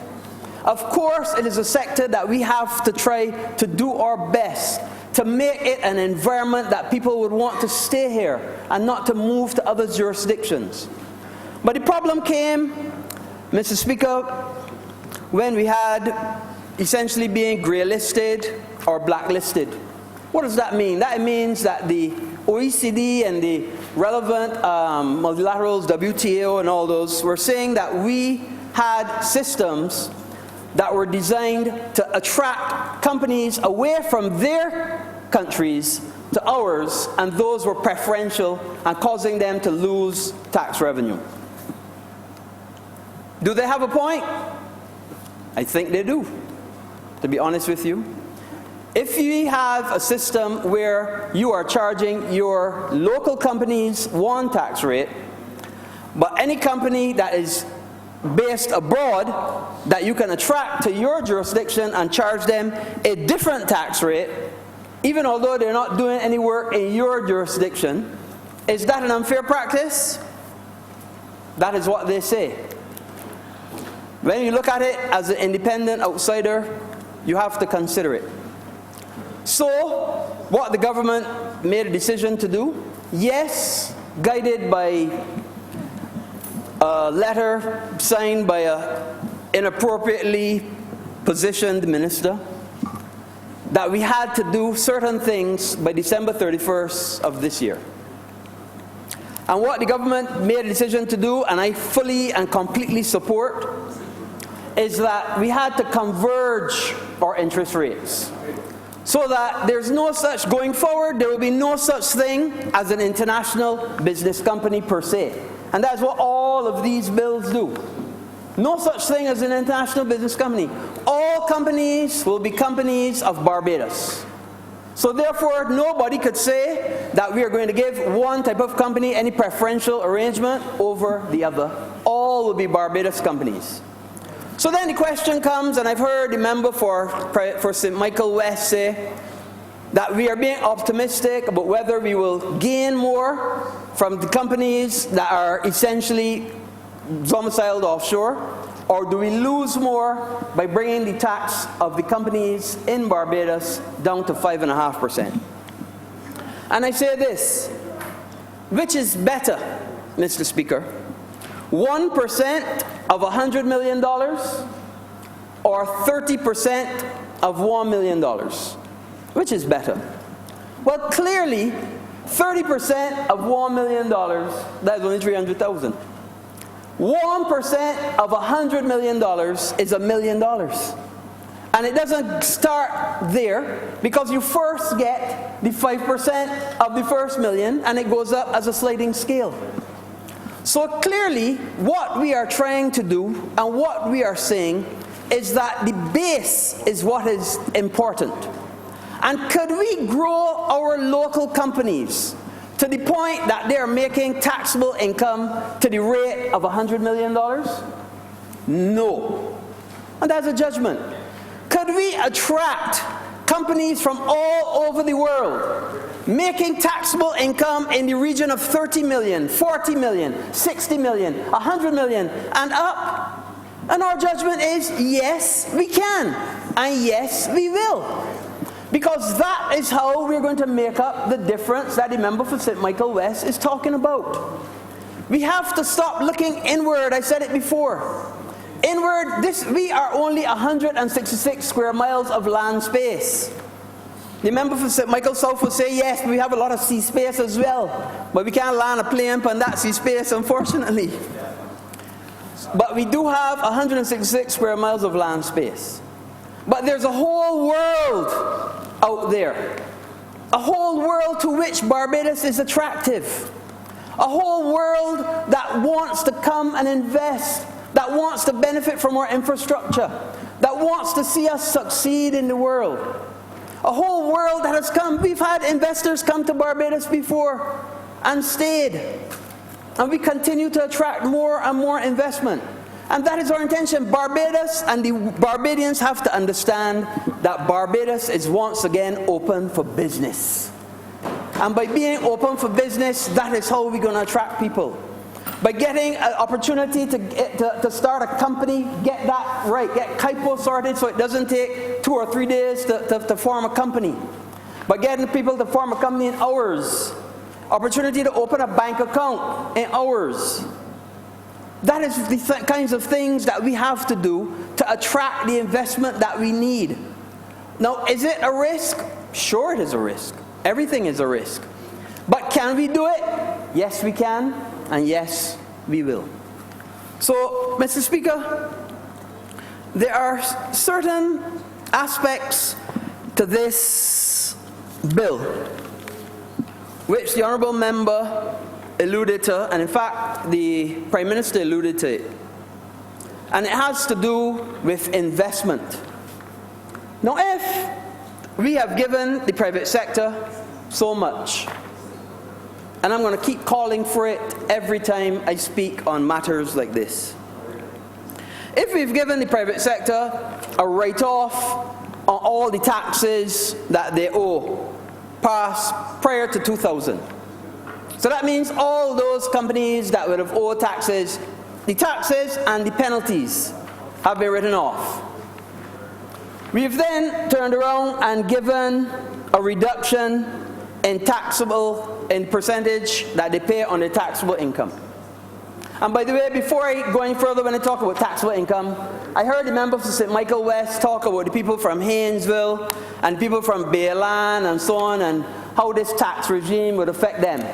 But I want to remind the Honourable Member that in our system, the first $25,000 is tax-free. So a lot of the people in Haynesville and Bayville and so on, in fact, benefit from the tax credit and do not get up to the $25,000, over the $25,000 amount that would be paying taxes in the first instance. And then when they do get over, the percentage that they pay on the first 5, 10, or 15 is not to the level that the higher tax brackets pay. So even although I understood where you were coming from, you still have to understand how our tax system works. And a lot of those people actually are tax-free. But I have to give the credit of that to the member for St. James South, who reminded me of that. But after the whole idea of government, as I see it, What's the point of order, Honourable Member? It's leading the House. I am sure that he did not mean to indicate to us that the representative for St. James South is suggesting that additional taxes falling on the people of Haynesville is not With the burden. greatest respect, sir, you cannot impute or interpret what he's thinking the another honourable member might say. That can't be a point of order, honourable member. Mr. Speaker.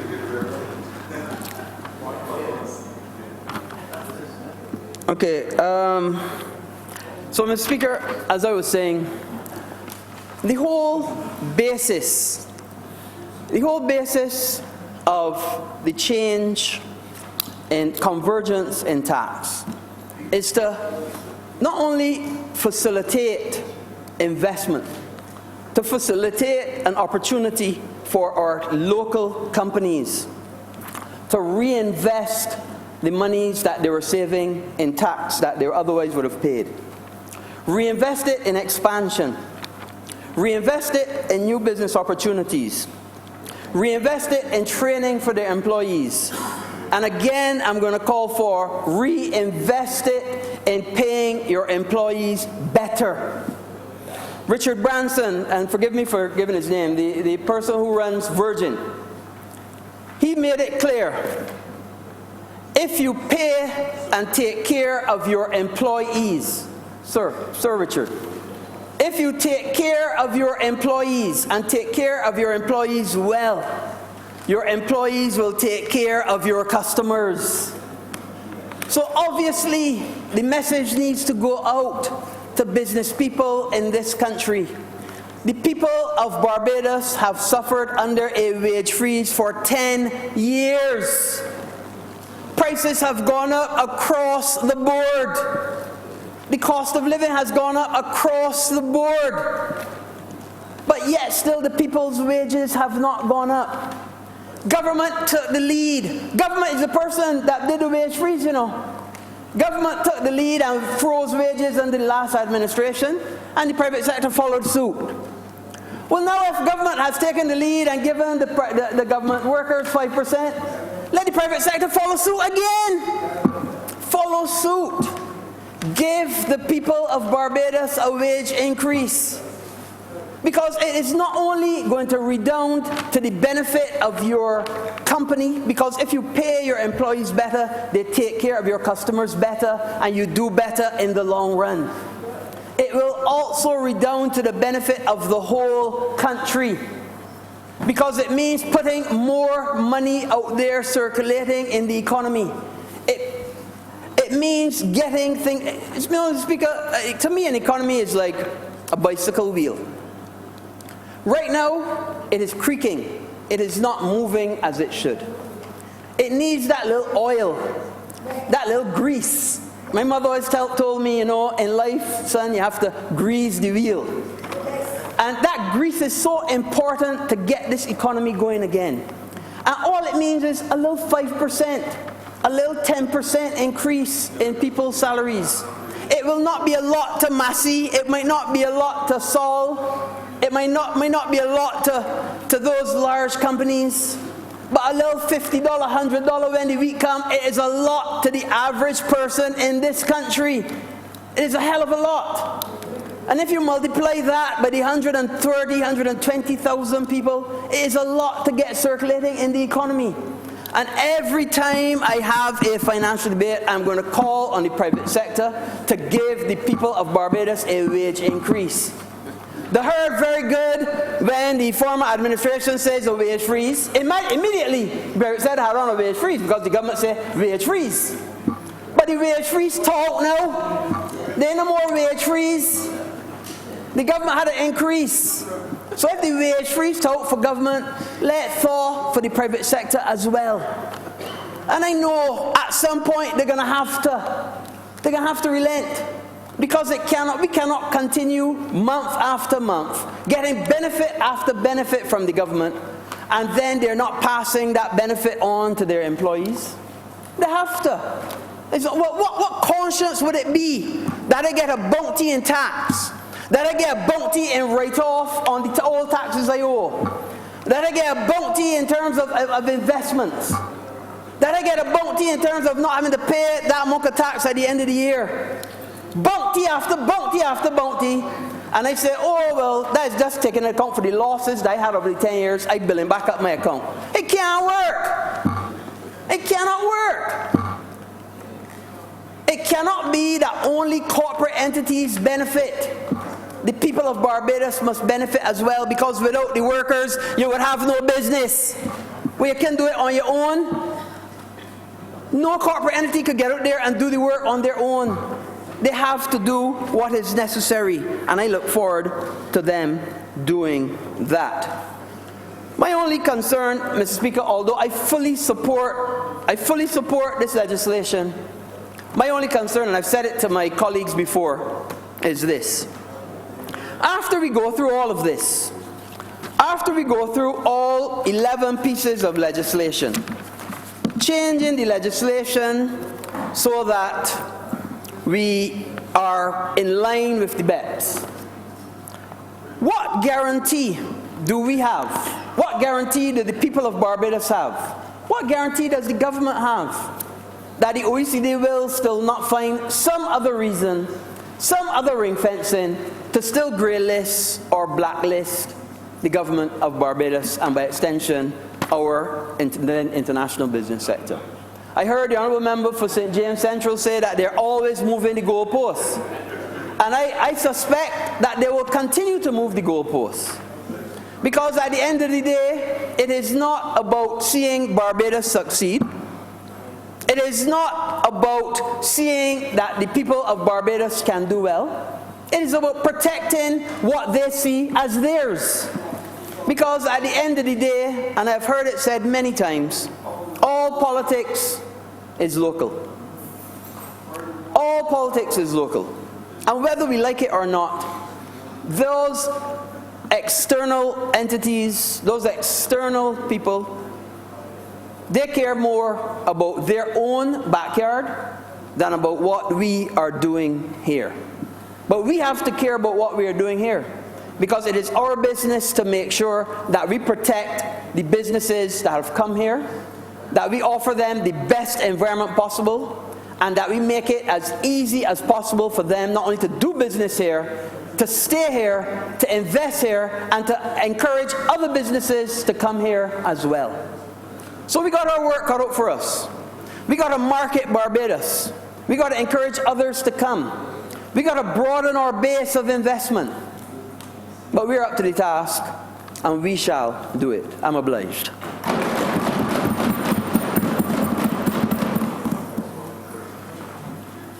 Speaker, I beg to move that further consideration of this bill be postponed. The question is that further consideration of this bill be postponed. All those honourable members in favor, please say aye. Those against, please say no. Me think the ayes have it.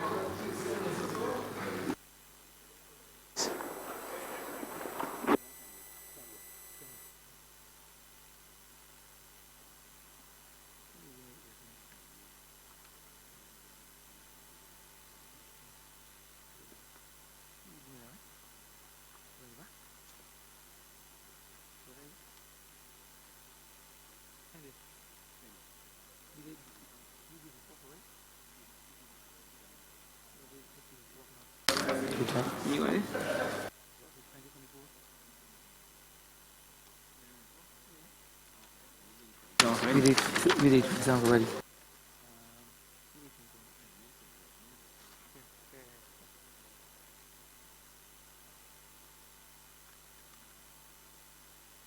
Minutes of the meeting held Tuesday the 20th of November 2018 and Tuesday 4th of December 2018.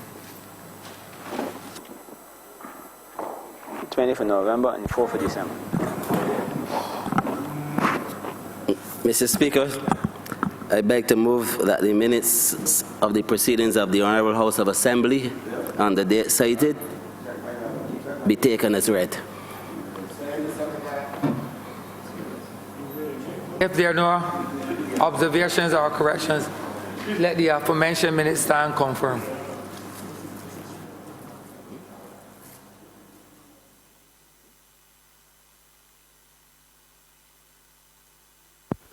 Mr. Speaker, that's the end of today's sitting, and I beg to move that this Honourable House be adjourned until Friday, the 14th of December at 10 a.m. in the forenoon. Question is that this Honourable Chamber stands adjourned until Friday, 14th December 2018 at 10 a.m. in the forenoon. All those honourable members in favor, please say aye. Aye. All those against, please say no. We think the ayes have it. This Honourable Chamber stands adjourned until the 14th day of December 2018 at 10 a.m. in the forenoon.